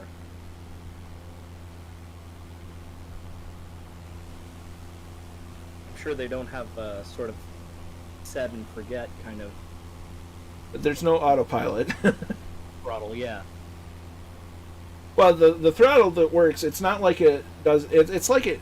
The throttle works like it does in a boat. You set it to a particular speed, RPM setting, and leave it. It doesn't move.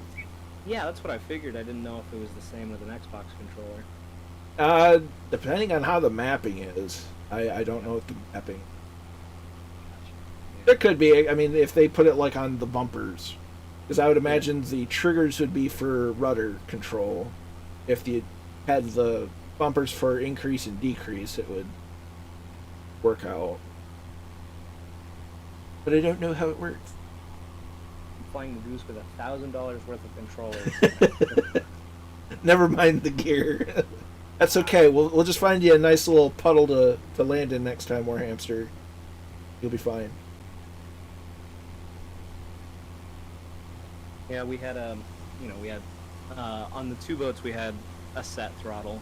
And it was a big handle that you push forward, and then on the jet-driven 45, it had 2 joysticks, and the left was your rudder, and then the right was the throttle, and that thing was a lot of fun. Keep that in your head all the time. So on the note of engine controls and stuff, so on right about there, you'll see the throttle, which I'll move. This is the throttle lever. And this is the mixture lever. Okay. Alternatively, there are some planes that have a controllable pitch prop, and that will be a third layer. And they're typically labeled by color, where a throttle is black, prop is blue, and mixture is red. Okay. Yeah, a lot of ships have, or a lot of older ones have controllable pitch props as well. And that's yeah. I mean, the cutter I was on didn't have reverse per se. You didn't stop the shafts and spin them the other way. They always spun one way, and then they just changed the pitch of the prop. Yeah, that's common in aircraft too. Like Cessna Caravan or even jetliners have a reverse prop where you get it to a certain point, it'll go into a reverse mode to help slow down wind lane. Oh, okay. So another common ground between Yeah. maritime and aviation. Yeah, it's like they didn't want to think of a bunch of stuff, so they just, when they made planes, they're like, let's just name it boat stuff. Well, if you think about it, the air is just less dense water, because a cloud is a collection of water vapor. Fair. So yeah, there's water here, usually. yeah, so the atmosphere is all fluid in a sense. It's just in vapor form, and then once you get to the water, it's liquid. Science. Years skippering big fishing boats, ones with 5,000-ton holds, so you know, big stuff. I was surprised to see the steering was with a tiny pinky finger-sized joystick. That's true. Yeah, a lot of these newer boats. I mean, most of them are on autopilot or autogyro. Autopilot. Autopilot. Don't set it to autopilot; you'll get in trouble. They'll send it to Jolly Roger. Yeah, but yeah, I mean, you enter in something in your GPS, and the boat goes there, or they have Z drives and all that, and they're controlled by little tiny joysticks instead of, everybody imagines these big old helms or whatever, but that's really just older boats like what we have in the Coast Guard. Coast Guard kind of gets the hand-me-downs of the Navy, right? Yes, Alex Haley was the USS Iddington before it was passed to the Coast Guard in 1999, and we had a big brass helm. There was not auto anything on that boat. And, we just got buzzed. The helm was disgusting because you'd have 6 different non-rates in a day just holding it 24/7. So you had to shine it constantly or else it'd just be covered in fingerprints. Oh, there's a goose. Yeah, I took a tour of the shell vessel, motor vessel Avik, which was used to move oil rigs and everything. I took a tour of it when we were in Seattle because we helped rescue it one year. And I was just astonished by the level of technology that these ships had. Like GPS that could keep a ship on course within feet. I was just amazed because I was coming from this relic from the 1950s onto this modern 2012 at the time vessel. So. Well, and you got a funny story about when the Russians visited the Alex Haley. Oh my god, yeah. We think we had it bad in the Coast Guard. We had the Russian border guard came to Kodiak to do sort of a tour, and we cleaned everything. I mean, we always kept it clean, but you know, this time we top to bottom just immaculate cleaned it. And our captain's taking this Russian admiral around, and this admiral's looking around the boat just completely astonished at just how clean it is. And so he asks his interpreter, and the interpreter asks the captain, he says, how often do you take the vessel out? The captain's like, well, we don't like to divulge our patrol schedules, but we'll go out for a few months, probably every 2 months or so. And the admiral looked astonished, and he asked, he's like, wait, this isn't a museum ship? The captain said, no, it's not a museum ship. This is an active vessel. Yeah. Meanwhile, I mean, you went over to their boat, and it's just covered in rust, covered in trash, people just smoking everywhere. You walk onto the mess deck, and they're smoking in there, cooking food, and it was very gross. World of difference. Yeah. These guys were walking around the base. They walked into the base commissary, and some lady that sounds like she's from Alabama is like, sorry, you can't smoke that in here.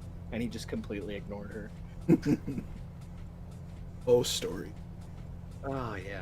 The Russians it was weird working with and around the Russians because they did things differently and they were not polite about it. So there's Papa Hotel November Yankee. Which is Lanai, Lanai. It says Rust-Oleum. I would say that the Alex Haley was probably at least 80% paint. It had been in the fleet for quite some time. See, the USN ship that returned from an extended tour, it was covered in rust. Odd to see a modern ship look so trashed. I can imagine. Oh, yeah.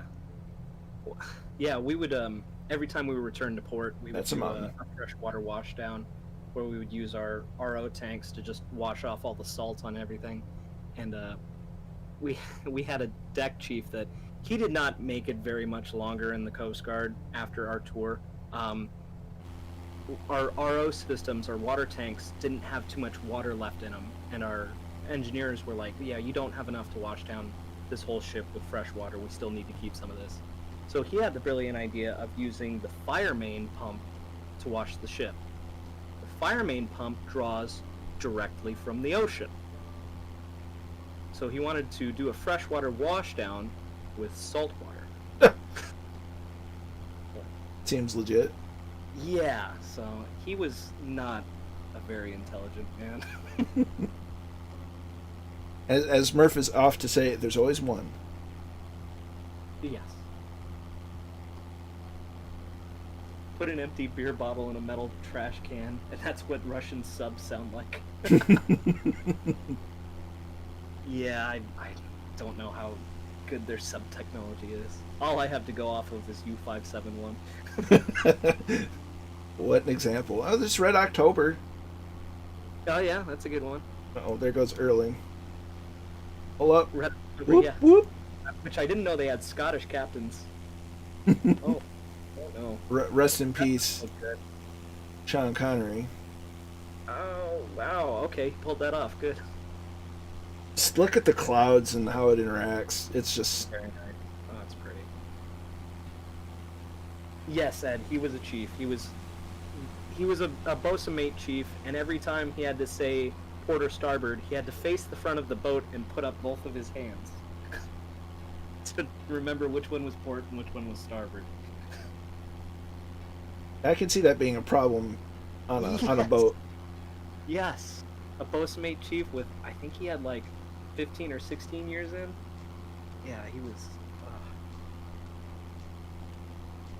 Yeah. Just a genius, a mental powerhouse. Seeing the clouds go around the peaks and the trees and all that stuff, that's just cool. Yeah, they spent a good time on this one. And I'm not even at the best of settings. If you think it looks good on my stream, watch Murph's, because man alive, it's nuts. Wow. So maybe Yeah. if I can land in the water, I certainly can when we reach our next stop, as it's right on the water. So when we reach, oh goodness,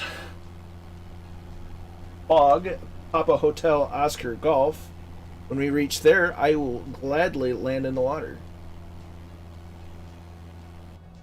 I can imagine you probably have to keep those skid points pointed pretty upwards when you come in for a landing, right?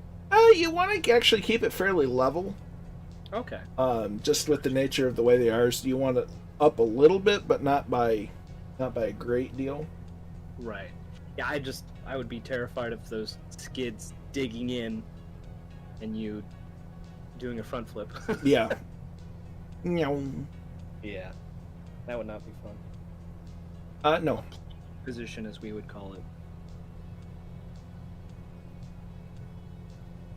It's really bumpy going over this mountain. Oh, you probably got the updraft coming up over it, huh? A little bit. Okay. Because we just hit the ridge. Yeah. Not literally, figuratively hit the ridge. Right. You don't want to literally hit the ridge. No. That makes for a bad day.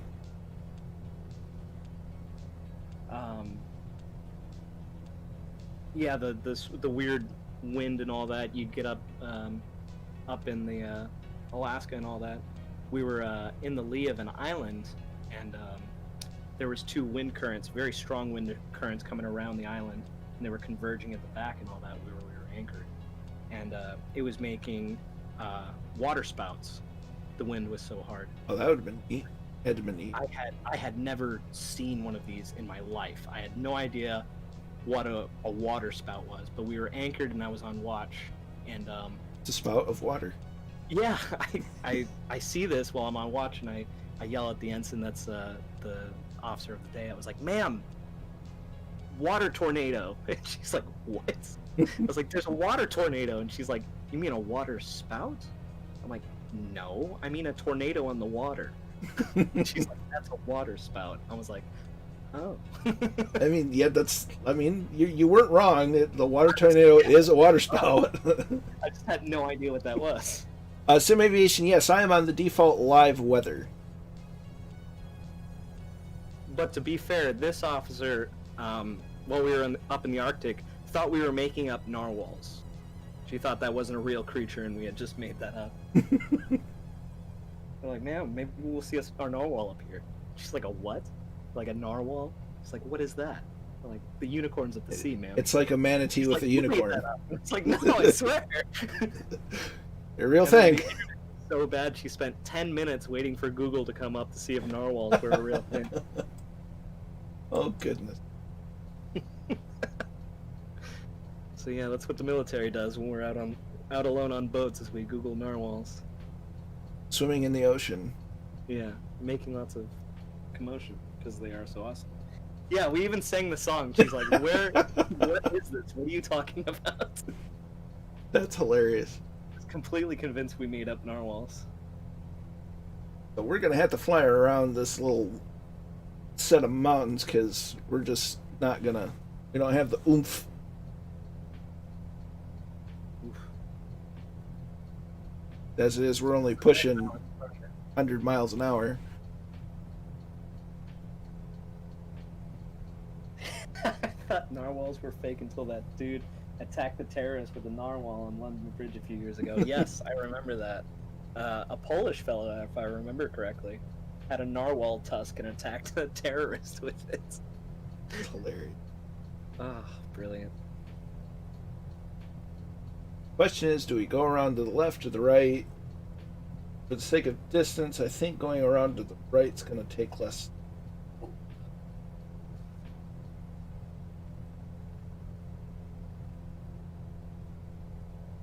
I think Warhamster is going to play the dangerous route and go through the Death Star Trench. Oh, jeez. Or some valleys, at Yeah. least. Good on you. I'm sure that'll be a DLC map. Oh, The for Death sure. Star Trench. Someone has already put in a Star Destroyer, Nice. and they have it down in Antarctica, I believe. Fly an L4 through the Death Star Trench. Yep.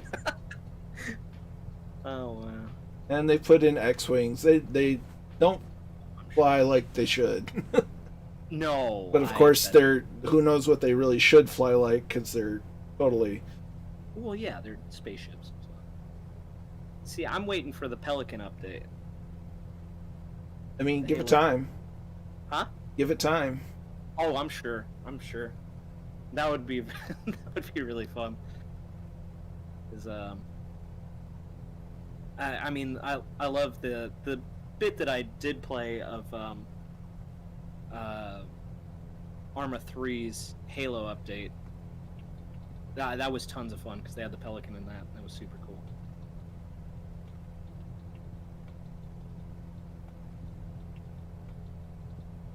I feel so outclassed. Everybody's faster than me. I'm just here chugging along at, 100 mile an hour. Yeah, well, you know, if you wanted to get to the other side of, the coast in no time at all, then you'd get a jet or something. But if you just want to enjoy your time, Well, and that's what I like doing, is the low and slow stuff. yeah. But sometimes it can be a little too slow from time to time. I'm sure, yeah. I remember I rented a boat to take my girlfriend out on, and a few other people, and it was going 16 knots, which is a quarter of what the other boats I was in could do. And I'm sitting there like, oh my god, this is taking forever, and everybody else is like, ooh, great. I think I was on that trip. Yeah, that's right. You were. Yeah, we were going about 16 knots, and I'm used to boats going like 45 knots. Like, ugh. And I'm used to airplanes that are take off at 40 Yeah, exactly. or 40 to 50 or 60, somewhere on there, Yeah, my depending on what it girlfriend's is. like, "It's so fast." I'm like, it's not. It's never. Because we went out to Turtle Island, and usually that was like 5 to 10 minute trip, but for us, I think it took like 20 or 30 minutes. Was that Turtle Island? Was that the one with the lighthouse? Yeah, that was the little. Actually, that's an abandoned hotel. Or that's right. Yeah. So. I could never remember the name of that little island because I've wanted to look it up in Flight Sim just to be like, hey, I've been there. Oh, it's not anything. This thing it's so small. Yeah, but yeah, Turtle Island. That's what it's called. We are landing at this island, Sim Aviation. It's on the other side of these mountains. We just kind of have to fly around them, and I'm not exactly flying an F-18, and we're in a headwind. But yeah, yeah, I think that one's exactly on the Michigan-Ohio border, right there. That would make sense. Yeah. So we've gained a little bit of altitude. I think I might follow Warhamster in that valley. It's looking kind of tempting. Ooh, brave. There's a fine line between brave and careless. Yeah. Colonel Fork, you've turned off your targeting computer. Is something the matter? Everything's fine. Fork, use the force. The firewall is throttled. The throttle is firewalled. You can see the white tips on the waves down below. Oh, very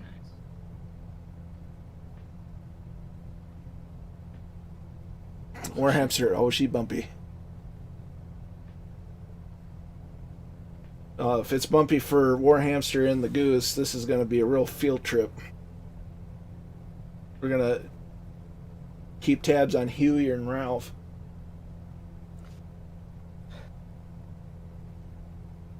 We'll pop out of the cockpit for a little bit. Look at that. Kind of reminds me of Combat Flight Sim 2 a little bit. Just based in the Pacific Theater. The only flying game that I played like ridiculously amounts was Ace Combat 4. I loved that game. For the PS2, I believe it was. Warhamster's in a volcano. Uh-oh. Hopefully flying still. Well, it's Warhamster, you never know. Yeah. Pardon me.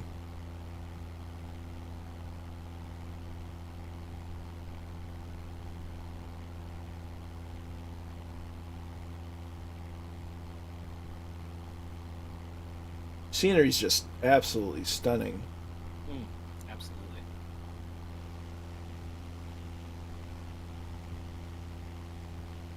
Warhamster's doing the follow me, don't follow me. Follow me. It's lovely here. I bet it's nice and toasty too. Yeah, I'm sure. Nice and warm. And the usage of the satellite imagery just really turns it up to 11. Oh yeah, they did a really good job. And then the US was looking good prior to the big update back. When was that? Last month, November? Yeah, this is a game that I'm sure they put a lot of polish on. I think they were working on it for 4 or 5 years before they announced it, and then it was like another year and a half until they released it. Yeah. And they plan to keep working on it for another 10. Yeah, and like the bugs that came out were like a few random spires that people took like a week to find, you know? Yeah. And there's still the odd glitch here and there. Like next month is the big UK update, so they'll be updating Scotland. England, Wales, hopefully Ireland. Right. So that'll be fun to see. And we're not doing too bad flying through this valley. Compared to most, some AAA games that came out recently, that, might have rhymed with Hyperbunk. Actually, I've not had any issues with that particular title. Really? Yeah. I mean, I pray that they patched a few things. I feel like there's a couple of very early ones that they had, but since installing it, I don't have anything to complain about. Oh, that's good. That's good. I think a lot of the complaints were people playing on the old gen consoles or potato PCs. Oh yeah.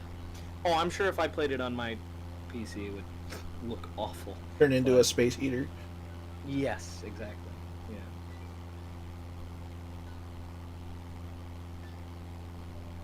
So I think a lot of a lot of the complaints may be lacking a lot of context.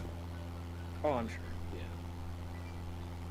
Yeah. It's not a situation like No Man's Sky where the initial release was not at all what was. Yeah. Yeah. And old. if we're gonna complain about buggy games, why do we still play the heck out of Bethesda games? Yeah, and see, that's the other thing. It's like anybody that's complained about a game not being perfect upon release has never ever played anything by Bethesda. Yeah. Yeah. Where it's just honestly, it's part of the allure with Bethesda games. Yeah. Is finding all the great glitches. Right. And they only came under fire with Fallout 76 because that introduced the multiplayer and it didn't work so well. Yeah, exactly. So we've got should have the airfield in sight. It's a good thing you followed Warhamster, huh? Look at this. This is beautiful. That was a much shorter trip for sure. Oh, yeah. But now we have to descend. We're at about just shy of 3,000 feet.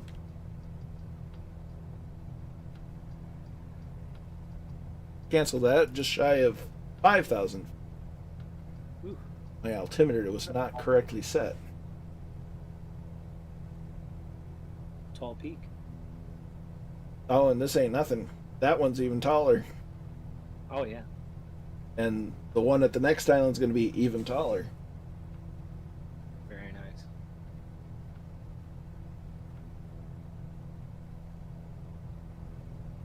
So we've reduced throttle so that we start descending. We're going to do a water landing. Ooh, there's a bump. Sim Aviation is going to go. Good night. You have a good evening, and we'll catch you next time. As we're getting bounced around here with the trees and the mountains. Thankfully, they haven't put in bird strikes. Yeah, no kidding. There's Catback flying over the bay.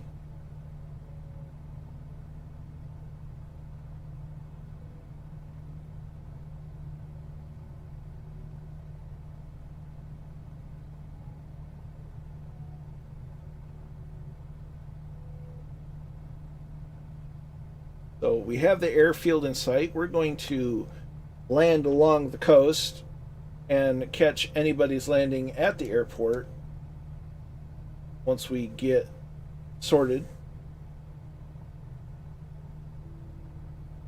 Would again like to thank Azimuth for joining the stream today and sharing the wisdom and knowledge that he has about boats and stuff. No problem. And plus, it's been a while since we've actually chatted. Very true, yeah. I feel like we talked every single day before all this, and now it's, the world. Yeah, things are a little different. Yeah. But we'll get through it. Mm-hmm. But yeah, well, Ed wants us to make this a habit. That's an absolute plausibility. Agreed. Yeah. We'll have to coordinate on some ideas, like kind of to complement your channel with maritime incidents and stuff. We can fly over the sites. Oh, absolutely. Yeah. What is add-on?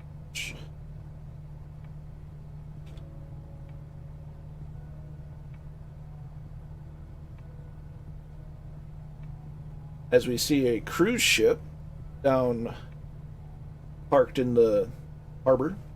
Yeah. That's a good size one too. Carnival, probably. Or it's Disney. Probably. Yeah. Sure it's not Royal Caribbean. A little far out of the Caribbean. Yeah. Ooh, here's a bump. Here's the airfield. Looks like most people are, or a lot of people are already down. That's okay. We're going to do our nice water landing because, well, it'd be criminal to not land in the water in a floatplane. Word for the wise, if you want a higher probability of having a nice cruise, avoid Carnival. I'm not saying anything will happen, but just statistically. Speaking by the book. Yeah. Yeah. So we're going to try to land parallel to that runway near the shore.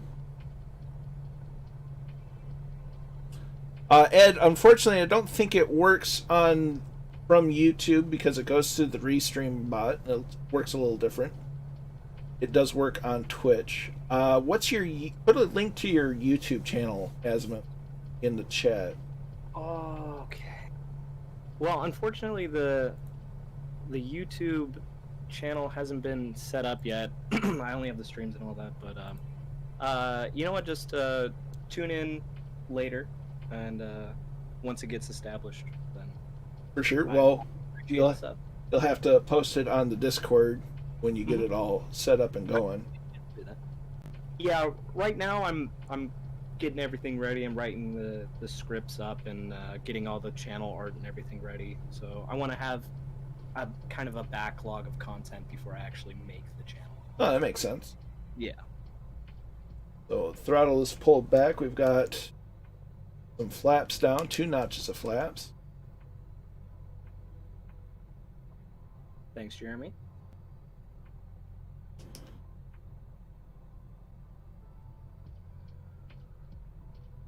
We can see the airport and our nice water landing incoming. Very nice. Be able to check out the beach. That doesn't look like the best beach. There's a lot of trees there. It's nice and private, though. True. Some power in, level out a little bit.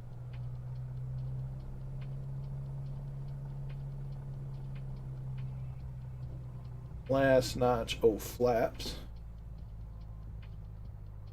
Joe flaps. They're mine. Nice firm back pressure on the yoke.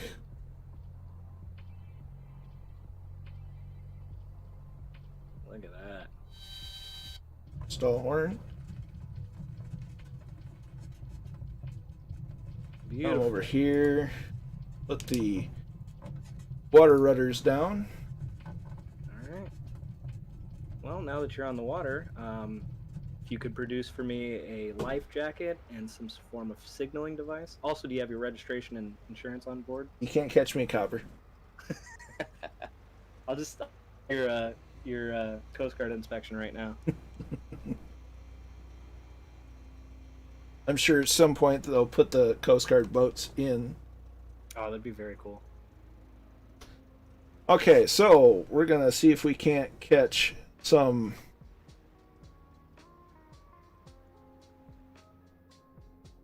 Look at that. Beautiful. It seems either everyone's missing or it's doing that weird multiplayer bug.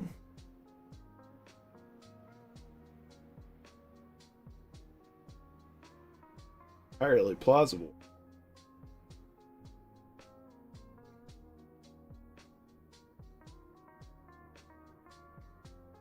Who's over here? I think there was AI? 2 float planes that were on our end of Lake Erie, and I can only imagine how horribly pissed the pilot would be if I came up right after he landed and said I wanted to do an inspection of the aircraft.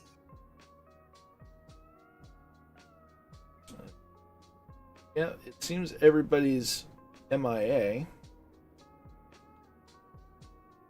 That's probably just a server bug.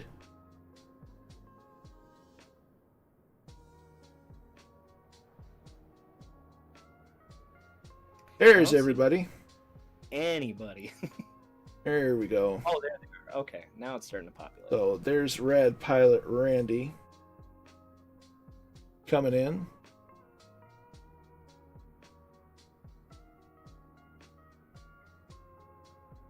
Runway 5.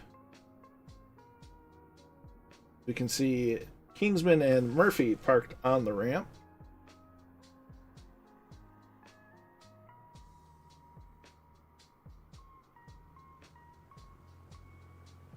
There's a Goose of Body P. There's Red Pilot Randy. Nice landing in the Goose. Nice and stable for Randy. Nice landing gear down and everything. Beautiful.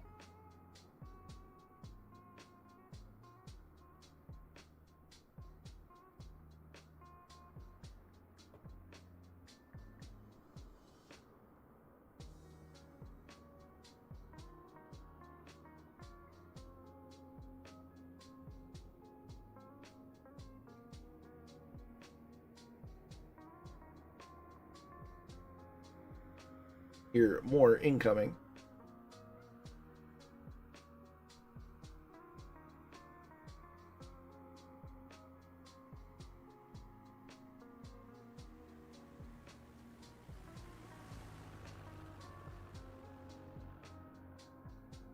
Quasi Archer is in.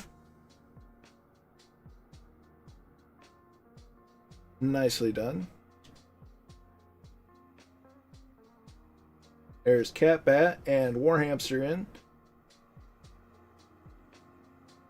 I believe they are both in the Goose. So we'll see if it's cooked or not. Catbat is not in the Goose, so never mind.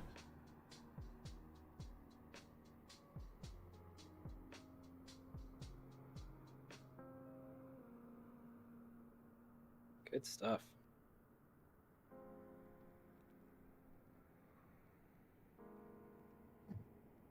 Here comes the Warhamster.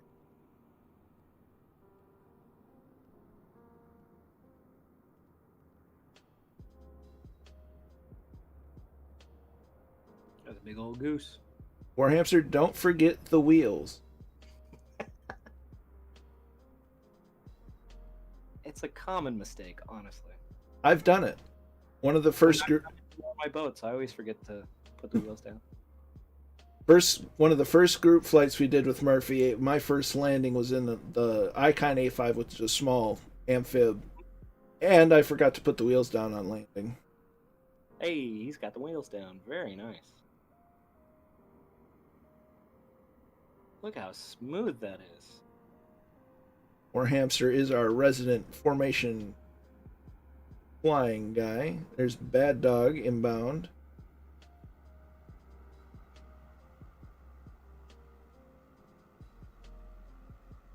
Nicely done, Warhamster. All eyes are on you. Beautiful. As Bad Dog is in, making a nice approach.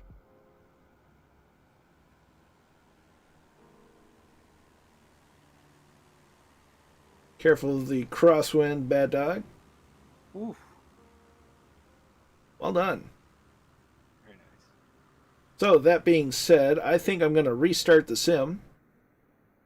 Just for the sake of, you know, stuff. As I also try to find my airplane. There it is. Did you leave your engine on? I did. Oh, In fact. hey, there you go.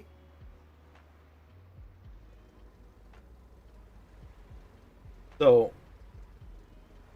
we'll get back in the Warham's is not like I checked the gear 15 times.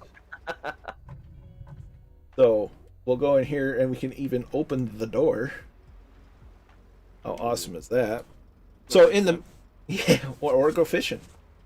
Oh, true. So for the moment, we're gonna restart old flight sim.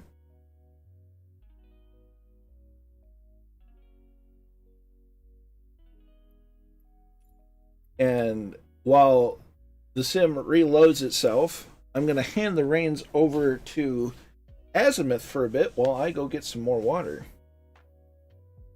Okay. So take it away, Azimuth. Don't scare everyone off. Yeah, of course. And Yeah. I'll be right back. Yeah. After this, I look forward to doing some more streams with Colonel Fork, and I'll work on getting my own streams put together. I do a lot of World of Warships, and then I might do some things. I might do some podcasting later, where we talk about famous ships that sank, or lesser-known ships that sank, just disasters at sea. The new channel is going to be called Maritime Horrors, and it's going to be about all the real-life horror stories that happened on the sea, because mariners, of course, are very superstitious people, and they conjure up a lot of stories about sea monsters and all that. But honestly, the most terrifying thing about the sea is the sea itself. So I'll be doing a lot of that. Once I get that channel up and running, I'll put it on Colonel Fork's Discord, and if you haven't joined the Discord, definitely join that. So I'll be posting that there. I'll be posting stuff on the YouTube, talking about different things on the Twitch, and playing certain nautical games on Twitch as well. And I'll have to see about podcasts. I'm not really sure. Podcasts might just be up on or not Facebook, YouTube for now, until I find a good place to post them. But definitely, if you're into history, and if you're into maritime history, of course, check that out. I think the farthest back I have stories so far is the mid 1800s, but definitely stuff early 1900s, mid 1900s, and some modern disasters. Check those out. Ed, definitely suggest getting a Twitch account. Absolutely. Twitch is awesome. It's good for supporting folks. But yeah, so check that out once I get that up and running. And then I'll be doing some other stuff with Colonel Fork. A lot of my expertise is up in Alaska. I joined him for that Alaska stream and talked a little bit about my time up there. But give Anchor a look for hosting. Yeah, I'll check out Anchor. I've heard some good stuff about that. I've heard just iTunes is good for posting podcasts. And for live streaming, you can also use what I use, and it's restream.io. That'll give you the ability to stream to both Twitch and YouTube. Oh, nice. Yeah, I'll have to check that out. Because YouTube is fantastic for getting discovered, but it's less user-friendly on either end of the spectrum. Plus, the YouTube monetization scheme is not great. Whereas Twitch does a reasonably decent job. What they do. And it's much more user-friendly. It's just harder to get found on Twitch. Right, yeah. Yeah, I've streamed a few times on Twitch, and World of Warships does okay. I started my Twitch account kind of out of the blue, so my friends wanted to stream Among Us. And I was flabbergasted because my first stream had like 15 people watching, but I think that's just because it was Among Us, and that was the hype at the time. I don't usually play that game too much, but it's fun with friends. It's a party game. It is. It 100% is. And not something that you can really honestly take terribly No, seriously. It's already sort of finding its way out of the zeitgeist right now. I think people are already kind of tired of it. Ed asks what rank I was in my MOS or rating. I was a boatswain 3rd class. Boatswain. Yeah, boatswain's mate 3rd class. Which at the difference between the Navy and the Coast Guard is the Navy has quartermasters that do a completely different job from boatswain mates, but in the Coast Guard they've been rolled together. So I was a navigation boatswain mate, and also I was a small boat coxswain. Yeah, giggle at the word coxswain. You know. I'll be right back. Roger that. So we're plugging in the last leg of the flight, which I'm also going to be flying the Goose, because why should I let everyone else have the fun? Yes, BM3. That's what azimuth.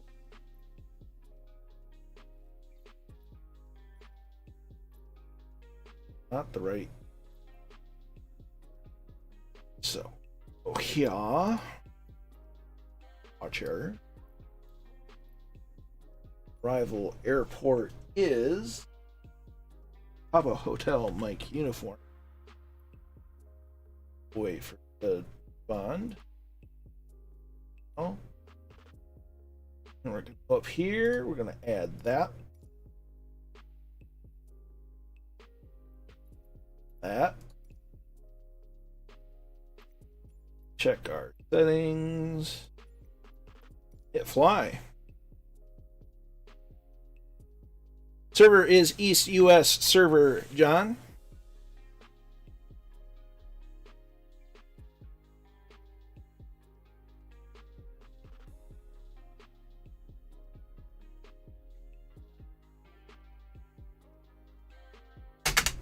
As I drop my flashlight to the ground.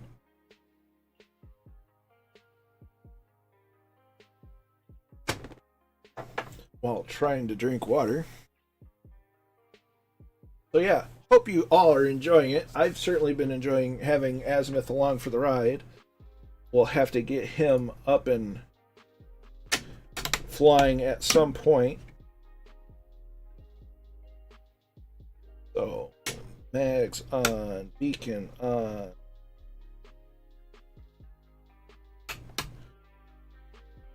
Come over here. Fuel on.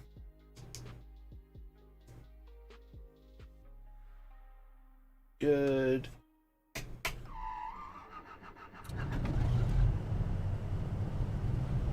Ed was STS-3 sub sonar.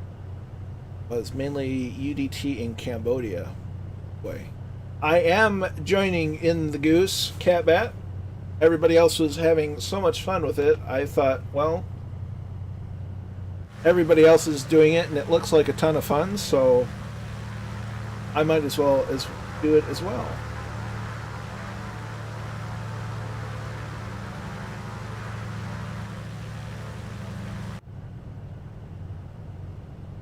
So, we'll make sure the parking brake is off. Requires a lot of throttle to get going.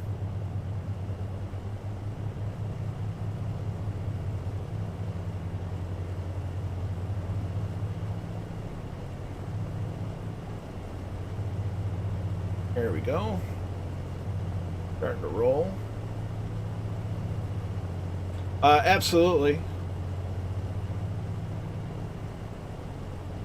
This genre of aircraft is my cup of tea, as it were.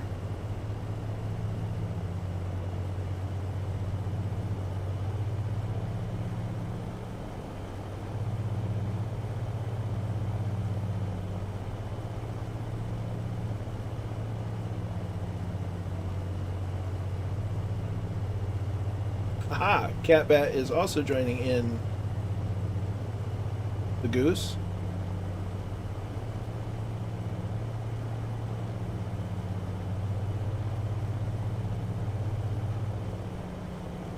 Baro check.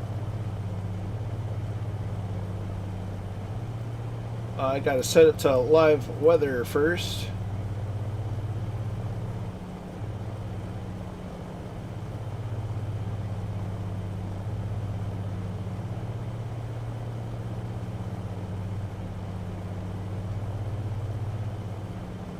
So it's 30.08.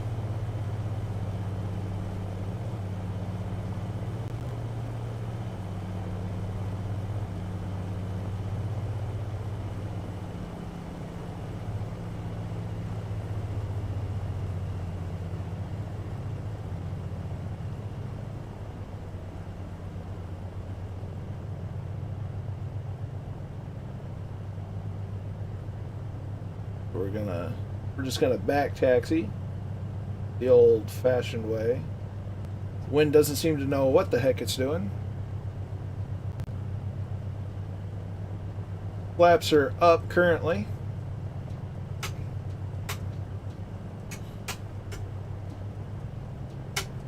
Avionics are on now. We have Raleigh Mall. One notch of flaps coming down. Okay, I'm back. I'll let you take off first. I'll let you focus.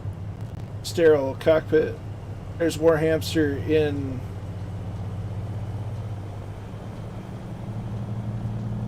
we're at full throttle.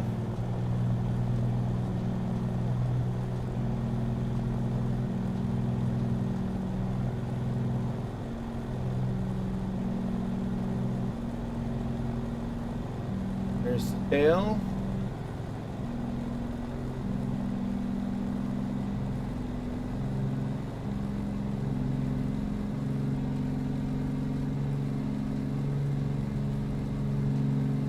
And up we go. Here coming up.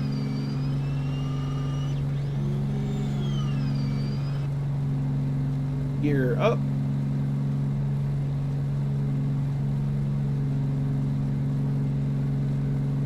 Alright, Asmith, it looks like Ed's getting your attention down in the chat. Oh yeah, STS3. Yeah, I had a buddy that was, STG3, so sonar tech and all that. Yes, and they're listening to a headphone for hours on this. There's Murph flying up above. Get the clouds over the mountains.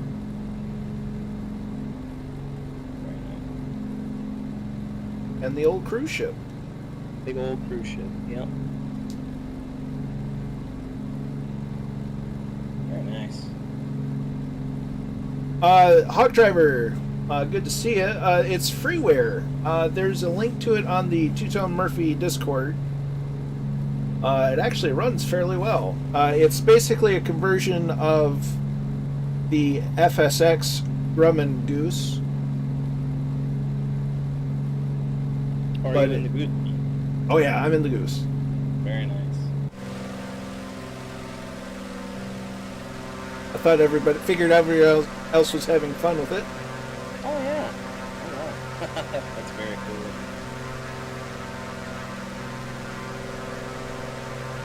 I'm sorry I had to mute myself for a bit. My girlfriend got home, so.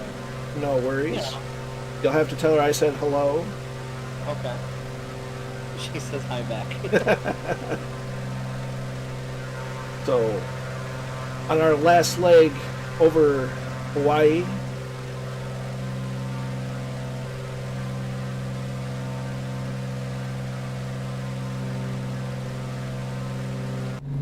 I was going to ask if you do much flying over your hometown, but I feel like that might almost be doxing yourself, so you probably shouldn't. I've wanted to. I've flown over it a couple of times, but I have such a small enough crowd that it's not too bad. Oh yeah, it makes sense. A small but wonderful community of people. Yeah. We're trying to match the manifold pressure and the RPM settings.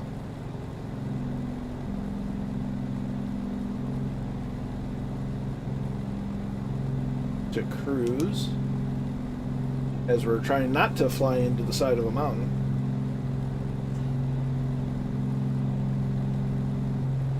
Oh yeah, Mr. Winokur had it right. We were checking everything out when it first came out.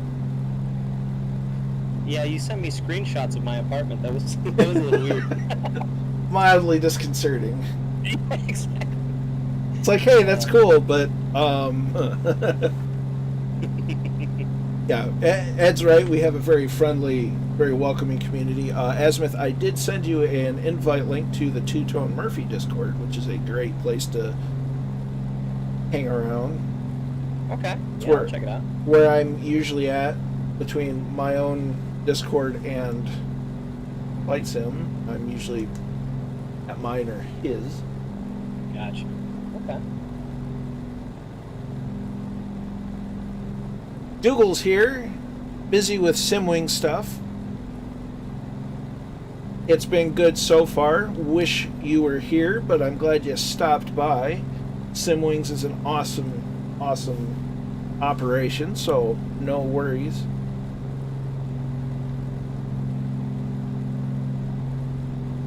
Azimuth, you probably don't know Simwings from anyone else. Simwings basically is a charitable organization that raises funds to provide those less fortunate with the ability to get into flight sim, whether it be flight sim hardware, computers, and that sort of thing. So they do a really cool job.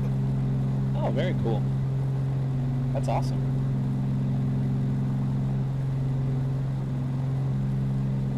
Unfortunately, the boat simulation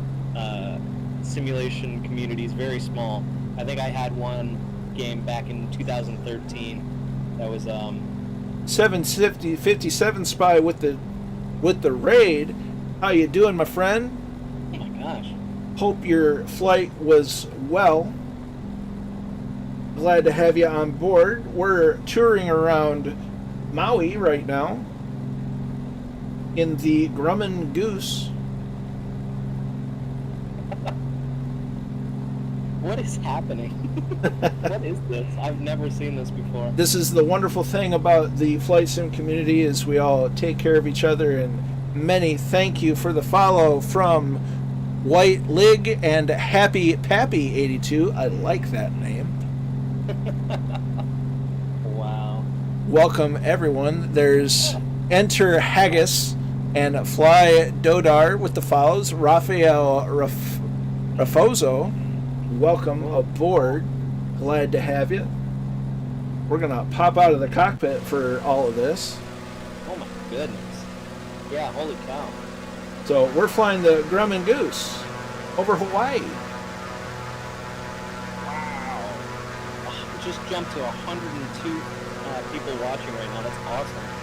757 Spy is a fantastic content creator and a gentleman and a scholar. Very cool stuff. As the follows keep flowing in with Boulder 65 and Lapdog 007. Many thanks, my friends. Much appreciated. Talk to me, Goose.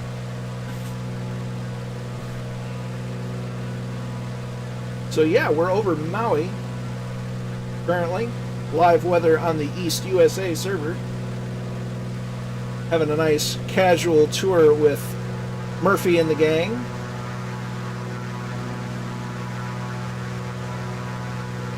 We just took off from Papa Hotel Oscar Golf on our way to Papa Hotel Mike Uniform. As they keep coming in, Wild Hair has followed the channel. Many thanks, my friend. Hope you enjoy the flight. Very good stuff. We were talking about naval history earlier, about the attack on Pearl Harbor, and other fun anecdotes from history and all that. Absolutely. USCG Azimuth is well versed in maritime history and has been sharing stuff as we had flown over Pearl Harbor, checked out Ford Island and the island of Oahu. Oahu? And now over Maui to the Big Island we go. Hope everyone is doing well. Happy Tuesday to everyone. It's almost 2021. How about that? Yeah, good stuff. Hope everyone had a happy Christmas. Yeah, if you're a fan of history, definitely follow the stream and all that. Check us out on YouTube. Yeah, Azimuth, you may want to speak up just a little bit. Gotcha. Yeah, I had to mess with a few things. There we go. Is that any better? We doing better here? You sound good to me. We'll Okay. see what the chat says. Gotcha. Yeah, the engines on this thing, couple radials, they're pretty beefy, noisy boys.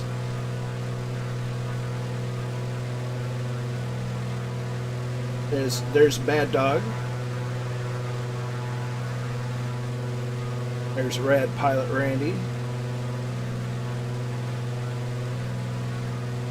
Ed says you're a 5. Okay. Unfortunately, in the cockpit, it's not a whole lot better. But we'll do what we can. Yeah, it's a loud plane, that's for sure. Kingsman says 4x5. I usually like to respond with 2x4. In the pipe, 5x5. So I don't know what that means. I just heard it on Aliens. 5x5 in Lima Charlie, all kind of Oh yeah. the same I know vernacular. right. So yeah, we're flying boat. We're flying a boat. Hey, look at that, best of both worlds. I mean, it's kind of perfect for us being flying with Azimuth. He's a boat guy, I'm a plane guy, and together we make flying boats. Yeah, as stated by Ed earlier, the Coast Guard definitely used flying boats like the Catalina and the Goose to save down pilots and all that. We mentioned earlier the USS Kidd, which was named after Rear Admiral Kidd, who died in the Pearl Harbor attack. The Kidd, the Pirate of the Pacific as they called it, was often credited with saving a lot of downed pilots as she was attached to a carrier group. But when she returned the pilots to their carrier, she would always demand a ransom, which was a tub of ice cream. That's a sweet bounty. Oh yes, an excellent bounty. Yeah. The quicker quilted picker-upper. The modern day USS Kidd was actually brought into port in San Francisco earlier, I think about a month ago, and she was flying her classic Jolly Roger, which is one of the only Navy vessels authorized to fly that flag due to her history of the World War II destroyer. That's pretty awesome. Yeah, so she's one of the only Navy vessels you'll see a pirate flag on. And it's 100% legal. Yeah, exactly, yeah. So, very cool history of the USS Kidd. If you ever get the time to go look that up, she has a very rich history. And that could be another thing between maritime incidents. You could also go into maritime history on your budding channel. Oh, absolutely. You could talk about just World War II history. There's so many ships, and each one has its own story. It's kind of an endless well of just information. But yeah, I look forward to getting some of that stuff out there. The first vessel I'm actually doing kind of a documentary, quote-unquote documentary about, is the SS Princess Sophia, which was a ferry vessel that sank along the coast of Canada on the Inside Passage. Very interesting story that a lot of people don't know about it. It's considered Canada's Titanic. Oh dear. And a lot of people lost their lives, and it's actually it's a long story, and it's very interesting how kind of all of it went down. But that'll be the first one. It went down into the ocean. Yeah, it's very interesting. Ran aground and lost all hands except for a small terrier that managed to swim ashore. Now, wasn't there a Navy squadron that was the Jolly Roger? I think so. I can't remember. I mean, that would be more your field of expertise, but yeah, I think there was. Because they used to fly Tomcats, and they had the skull and crossbones on the vertical stabilizers, and then they moved to F-18. Yeah. Winnaker, Jeremy's confirming that, said yes, they flew Tomcats. Hornets now. Very cool. I just cannot remember the BFA number. I don't know. Tomcats, with my limited knowledge of naval aviation, one of my favorite planes. I think they just look so cool. Oh, yeah. And they're massive. The Grumman was known... Grumman, as a manufacturer, was known for building very sturdy, well-built aircraft. Because having naval aviation history all the way back to just before World War II, and actually during the in-between World War I and World War II, because they had developed one of the early naval-based fighters, the F-3F, and it was a biplane with a closed cockpit, and it was basically the predecessor of the F-4F Wildcat. Wow. VFA 103 was the ones that flew the Jolly Roger. That's cool. Yeah. And then they went to the F-3F Wildcat. Then there's the F-6F, the F-4F Wildcat, F-6F Hellcat, F-7F Tigercat, F-8F Bearcat, the F. Not a cat. Yeah, they had a whole line of cats. The F-9F there's the Panther and the Cougar. I believe the Panther had the straight wings. The Cougar had the swept back wings. Then there's the F-11 Tiger, and then the F-14 Tomcat. Which, interesting choice, because historically cats, not the best flyers. Usually not the best swimmers either. It's true, yeah. Maybe that's why they're so good at flying. They don't want to swim. Fun little bit of irony there. Yeah. Well, I'm very, very bad at swimming, and often people ask me, why would you join the Coast Guard if you're not that good at swimming? And I was like, because I'm great at driving boats. And arguably, you don't want a good swimmer as your boat driver. Because you don't want to end up in the water. Exactly, yeah. So we're at, surprisingly, almost 10,000 feet. Wow. But look at the state of that view. Oh,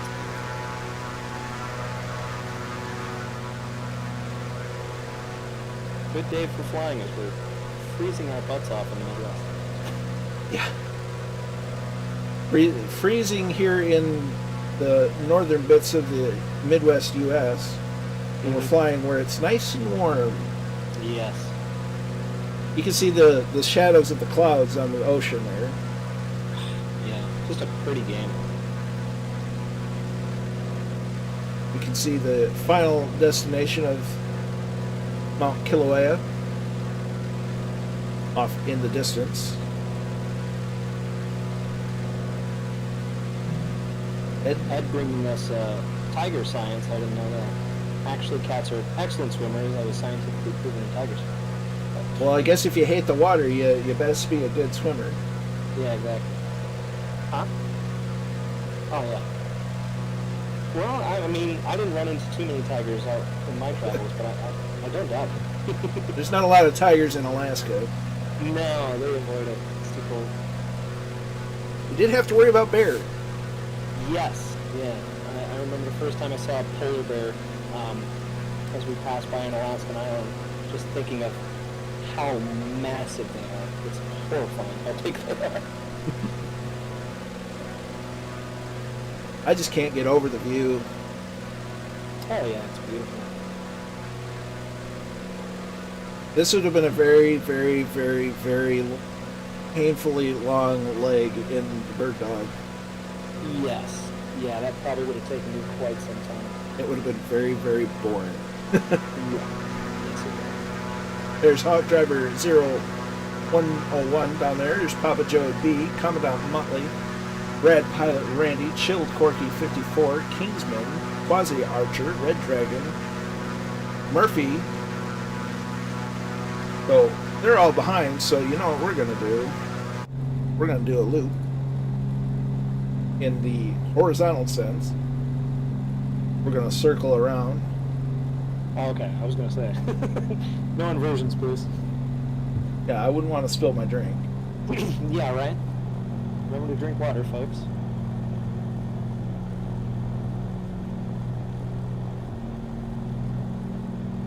So we'll reduce power a little bit, as well as do a flying circle.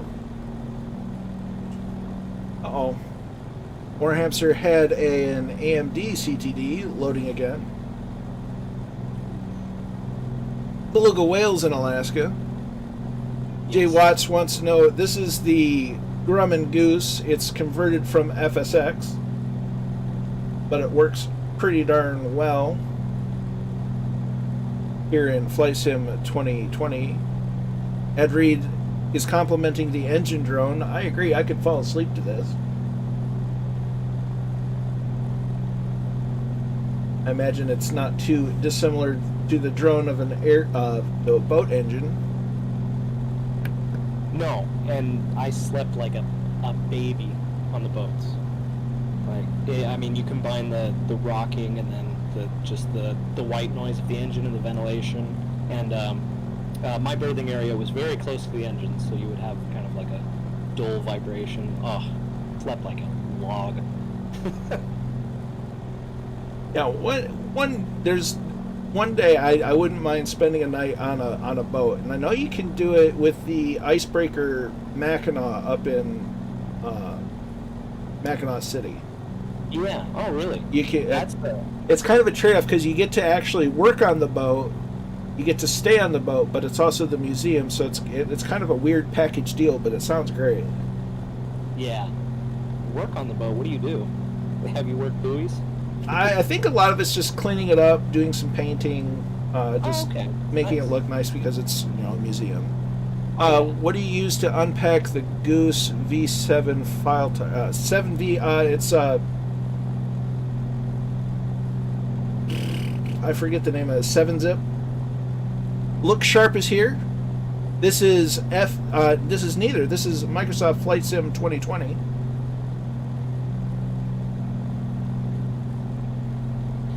That's very cool though. The Mackinac is a Coast Guard cutter with a lot of history behind it. So they have the Christmas tradition of bringing a bunch of Christmas trees from the UP down to Chicago. Yep, and they continue on to this day.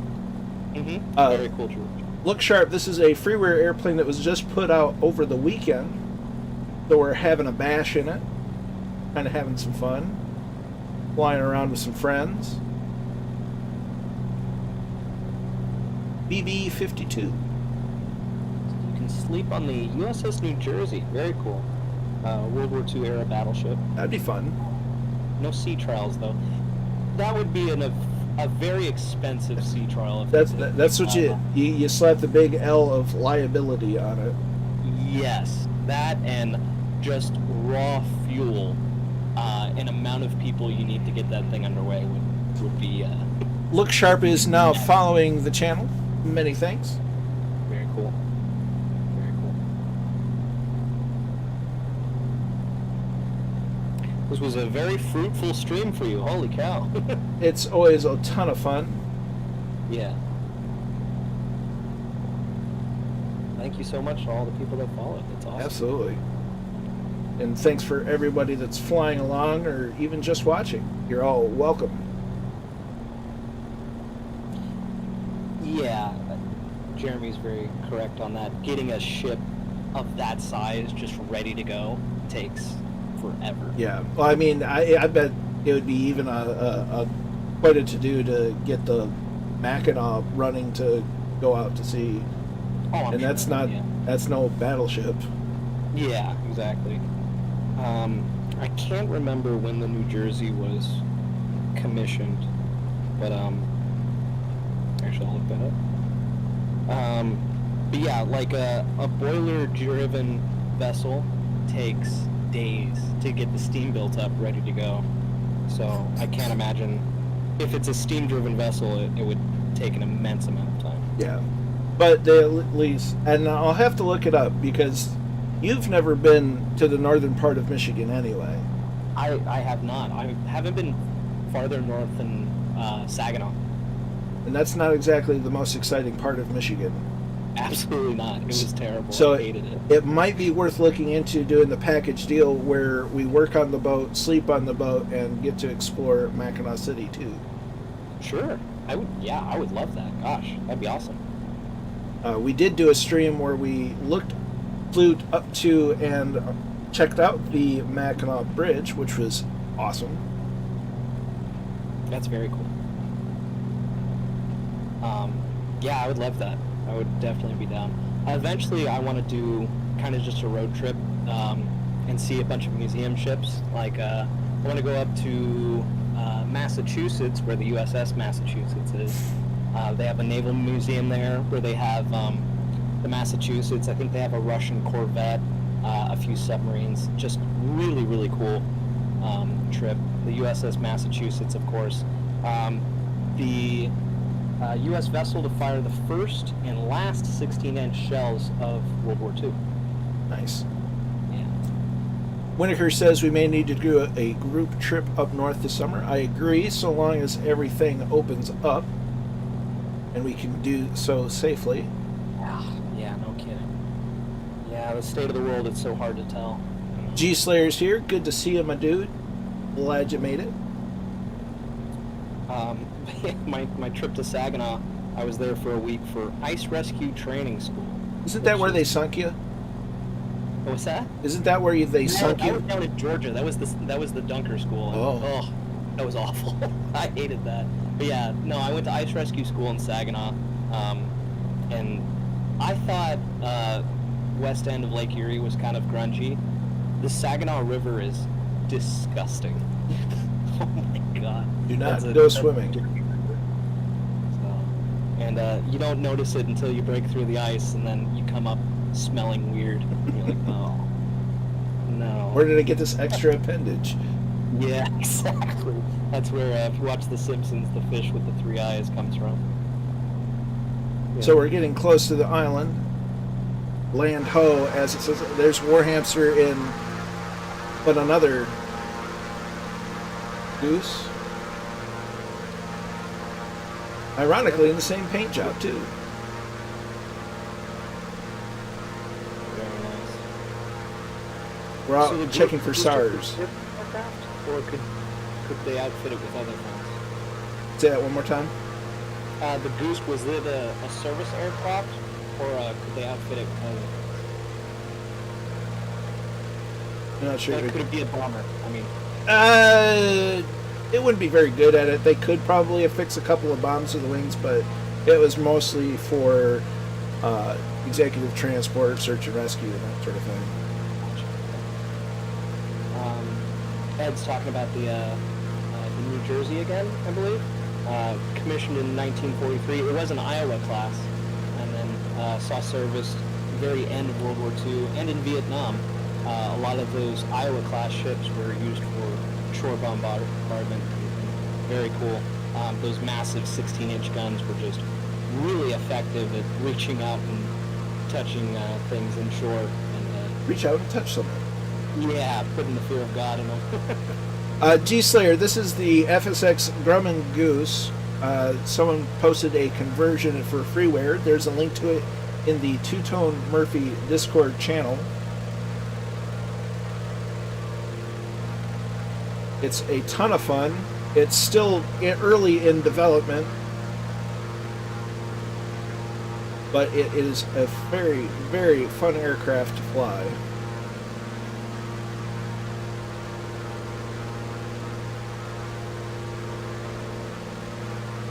.40-mile range. Yeah, on those 16-inch guns, they had a massive distance range, which, of course, just increased as radar technology got better. Honestly, the guns were more limited by what they could target as opposed to what they could hit. because those shells could fly an incredible distance. It's just whether they could hit it accurately. It's like launching a boulder at somebody. Oh yeah. Well, I mean, we're talking about a shell that weighed as much as a minivan. Hey, ran out of shells, just throw a minivan in there. Yeah, exactly. Yeah, just bags and bags of powder behind them. Just massive shell. Very cool. There's Hawk Driver in doing some fancy maneuvers in the Goose. What's that called? I'm not familiar with that move. You know, I'm not familiar with it either. We're just gonna say they put the brakes on and let us fly by. Oh no. We're just gonna. You think we should fly down and rescue? I would mark the position on the GPS and maybe let someone know once we get back to the port.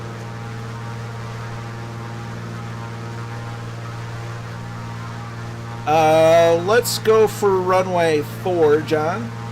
Murph says, I've been in VR the whole flight, really enjoying the stream. So much info and learning so much. Awesome stuff, my dudes. This is epic. Haven't been able to chat all night, listening in as we fly. Now, flying with a VR headset, you're not going to have a very good view of your keyboard, but I'm glad you're enjoying it. No worries, Ed. You take care of yourself. You've been doing an awful lot of typing. You don't overdo it.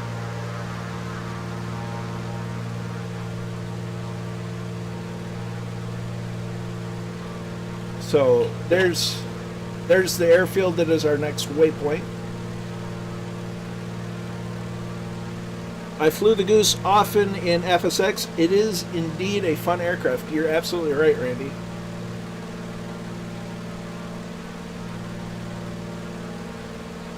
As we near our final stop of the evening. Very good stuff. We'll have to do another island hopper up in along the Aleutians, an area I'm really familiar with, and another area with a lot of history that a lot of people don't know about. Oh, 100%. Missed you on the last time I did it. Yeah, I'm sorry I couldn't be there. That's all right. Well, that's the wonderful thing about Flight Sim, and I think that was prior to the USA update anyway, so we'll get an even better look at it now. Yeah. Well, even if you go to Google Maps, for the longest time, Alaska was not very well put together. You're fine, Ed. We enjoyed having you in the chat, but you also need to, don't want to hurt yourself more than you're healing. Yeah, absolutely. But it's been enjoyable having you in the chat. Definitely, yeah. I love talking to the blue water sailors about their history and all that, because it's history that I'm very interested in as well. So we've definitely brought some good stuff forward and brought some history up. And appreciate it. And even to that extent, Azimuth has actually driven a Higgins boat. Yeah, it's true. Yeah, during the World War II reenactments, I drove some Higgins boats, landing crafts, full of soldiers onto a beach in Ohio, but still quite a lot of fun. They're very fun vehicles to drive, and kind of solidifies how brave the sailors were to drive those things back during World War II, because there's not a lot of cover in those. No. And you're talking about a plywood boat. Yes, a plywood boat with a metal ramp that is about to drop as the machine guns start to fire. And you got to drive me and Mr. Winniker specifically. Yeah. And those were mixed Coast Guard and Navy crews, with Coast Guard and Navy coxswains. On the outset of the war in the Pacific, the Navy saw the importance of Coast Guard coxswains, who were almost exclusively at that point drove small boats. So small boats operating in surf and very close to shore, the Coast Guard was invaluable in driving those things. Look at the formation flying. Very nice, yeah.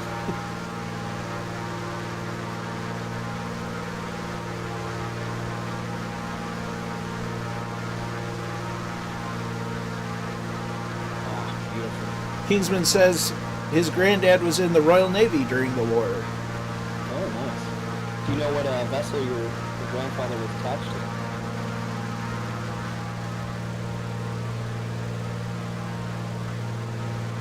Very nice, Kingsman. Very nice. Yeah, that's cool stuff. I believe Kingsman's from Liverpool? Could be wrong. And of course, I mean, the history of the Royal Navy is Long and so storied. rich and so vast. I mean, you know, Britannia rules the waves is not just a song. for many of a century, that was the fact. Just look at the little puffy clouds. And the formation. Oh, it's so good. Very nice stuff. Very aesthetically pleasing. Just a good stream, good feel-good stream to warm the heart, as Michigan warms this or cools the skin.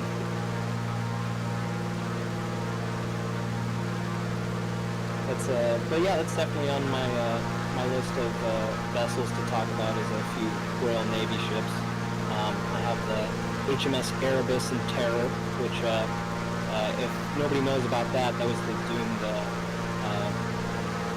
expedition to find a path from the Atlantic to the Pacific through the Arctic above Canada, which did not end very well at all. I also have something about the HMS Hood, which I'm sure any naval fan probably knows a thing or two about.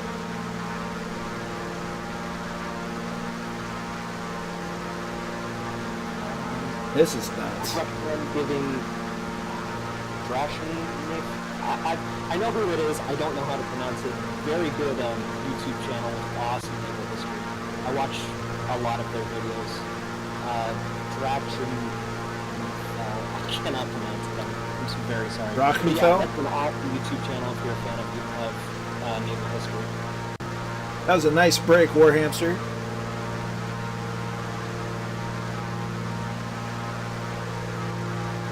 Dratch. Yeah. Dratch for short because that's a hard word to pronounce.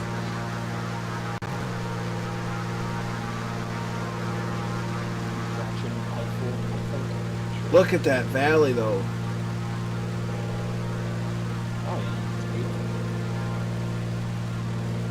beautiful. That's a deep canyon right there. Warhamster needs to visit the Louvre.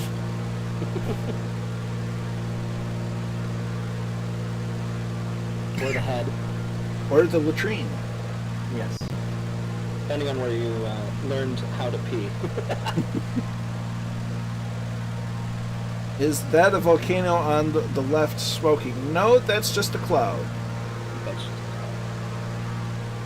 That is Mount Kilauea, though. Mhm. Or is that Mount Kilauea? One of these is Mount Kilauea.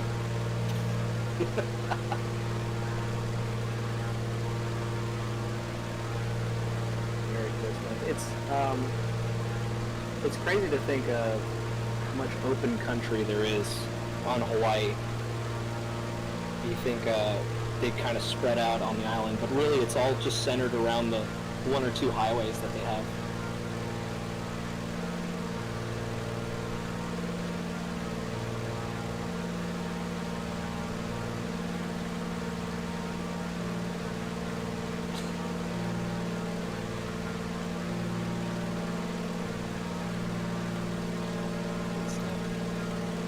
Fantastic. Yeah, I remember one of the weird things being stationed up in Alaska is about, I would say about a fourth of the crew aboard the cutter we were on was from either Hawaii or California, Interesting. which I could not explain. I don't know why they sent so many Hawaiian and California boys up to Alaska to freeze their butts off, but that was definitely about a good quarter of the crew. Which is where I learned that I loved Spam, because they always had a can of Spam on them. God, I love Spam. Because the Hawaiians love Spam for some reason. As Azimuth will probably head straight to the store at post-stream, pick up some Spam. Probably. Well, in my survival bag, I think I have 2 cans of spare. Well, that's it. You need to double that. Two, Yeah, that's true. I know. 2 is 1 and 1 is Unfortunately, not. they're a bit heavy, so it adds up after a while. So we're going to begin our descent to Papa Hotel Mike uniform. I'll go put my seatbelt on, put the tray table away. Seat backs in the upright and locked position. Seems Hog driver's having issues flying the Goose. That's okay.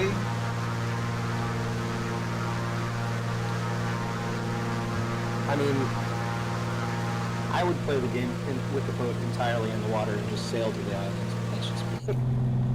Well, eventually you probably will be able to do it. Yeah.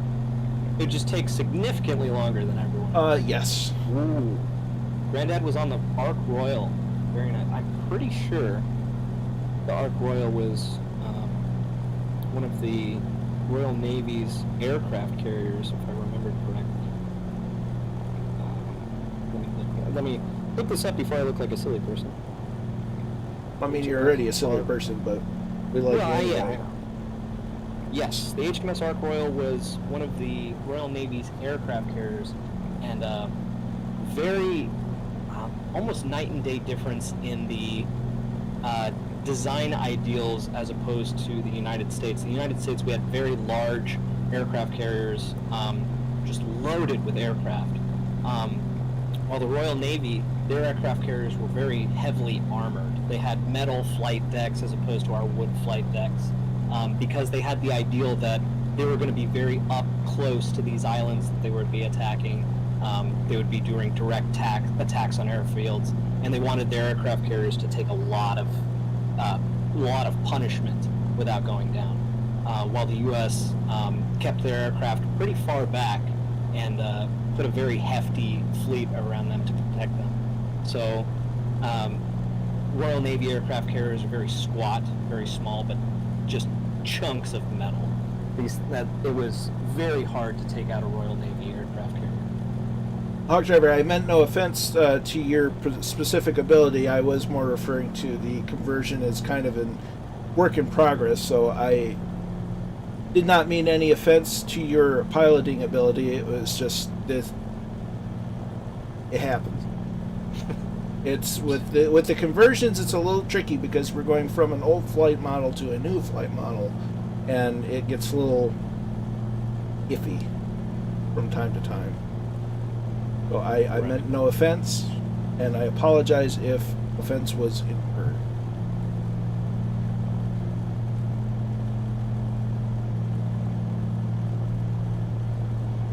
So you're doing your final descent? That would be correct. I'm looking for that blue line so I can lower the gear.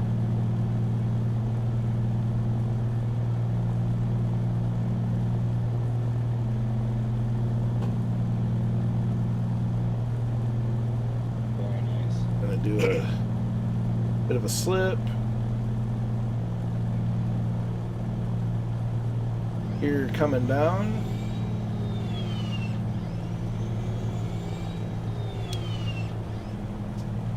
Man, look at all this. Keen Leffert is here. This is all Greek to me, man. Looking at all those gauges and everything. Well, the airspeed has the big word airspeed on it. That tells you how fast okay. you're. All right. But it all just takes some time and some learning, and you have somebody that can teach it. Yeah. Should you be interested in the learning. Good to see you, Keen. It's only so many days until the Eurovision, as we put down first notch of flaps. We're going to put the prop and the mixture to full.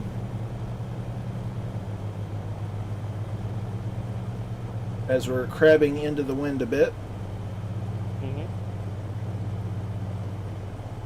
Guess you could say the plane's getting a little crabby. Yes. So we're going to add some power since we're getting a little too slow. The Goose able to take off on aircraft carriers? Yes or no? Hypothetically, but not recommended because it's a boat anyway. Right. Yeah, a lot of early on, a lot of the aviation was kind of crane it on and off a boat, and then have it launched from the water. I mean, the B-25 wasn't built to fly off a deck, but it managed to. Oh yeah, absolutely. Yeah, the famous Doolittle raid, very well known, thanks to. Ed's reminding us about the gear. It is, in fact, down. Ed, good reminder. Yep, it happens. We know. So we're going to put in our last notch of flaps. We're going to trim. We're a little above the glide slope. There's white over white. That means we're too high. We should have a white and a red, and that'll mean we're on the glide slope. Warmaster 01. Slander. So Very good stuff. Going to reduce power a little bit more. We're still quite high on the glide slope.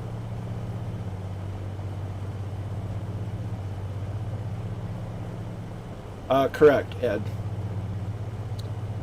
Unless it was hydraulically run. Yes, a lot of catapults were developed very early on for those small targeting planes that they would use, or spotting planes, on larger vessels like battleships. And then to get them back on the ship, they would land them in the water next to them and then just pick them up with a crane. Oh, wait, this is... We went way too slow. That's a crosswind and a half, isn't it? Yep. There we go. We'll get her down. Oh no. Okay, cool. Different. This is the Grumman Goose, an FSX conversion. We're gonna just wander off to the side here with some reckless abandon. Almost. Now it's become sort of a silly car. There's Kingsman inbound. Nicely done. Very nice. So we'll set the parking brake. Get in our drone cam. Oh, I know this paint scheme on the 172. My granddad's. Oh, very nice. So we need to move this up a bit in speed. There we go.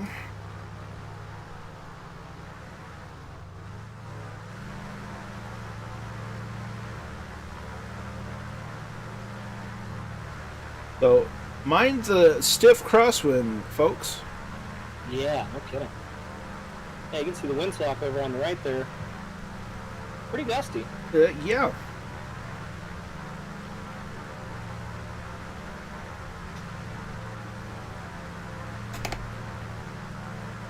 Use this time again to thank everyone for coming out and watching, following and all that. And yeah, I really enjoyed this, Colonel Fork. I've had fun imparting my knowledge on the stream. Well, glad to have you along. We're going to have to coordinate and do this more often. As I 100% agree. Yeah. Our third Goose is in. War Hamster had a heck of a crosswind. Papa Joe B's in. Red Pilot Randy Catback 9 is in. Kingsman was in shortly before everyone else. Yeah, if we do this again in the future, I'll definitely hop on and share some fun history. And then when I get my Twitch, or when I get my streams going and my videos going, I'll definitely share them with all you. Absolutely. Because it's just fun talking about history. Sean, no worries. We're about to call it a night ourselves. Glad you stopped by, though. And yeah, talking history, it's great, and coordinating between your knowledge of maritime and my experience with aviation, it's just a fantastic combination, and getting to share it with everyone is just fantastic. As Red Dragon CYM is in. Maybe eventually we'll get Winokur in here, and he can impart his airborne knowledge. There's Commandant Muttley. Mind that crosswind if you're using live weather. There's Quasi Archer. Who's using live weather and who's not, because some people are crabbing very hard to the right, and others are just coming in for a nice leisurely landing. Commandant Muttley's going for a touch and go. There's the Two-Tone Murphy with the live weather. Nicely done, sir. Beautiful. And in VR, no less. It's like he knows what he's doing, huh? It just about. Oh, absolutely, Ed. Absolutely, Ed. Yeah, I'll let you know. Are you on the Discord? Yeah, he's on. He should be on mine and Murphy's. Awesome. Yeah, I'll definitely. I'll drop links there for sure. Yeah, and Azimuth, go ahead and when you get the chance, introduce yourself on either Discord. That way, people remember you, and you'll get to get in the chat with the folks. Absolutely. Yeah, I'd love to. Is that everybody? That can't be.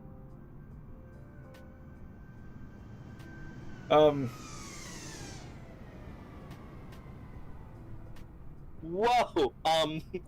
Okay. Whoa. It's Leo the Lion. That could be a sessional longitude, but I couldn't confirm it. Bad Dog is in. Wow. I can't say as I was expecting that one. No. Chilled Corky is on the way. on the Murph streams, we would have called that airliner a Gigna, which is another name for pigeon. Now to the bar. Excellent. Glad you enjoyed it, Murph. Glad you were able to come along, and glad you got through it in VR too. That's an accomplishment. Yeah. As there's Chilled Corky.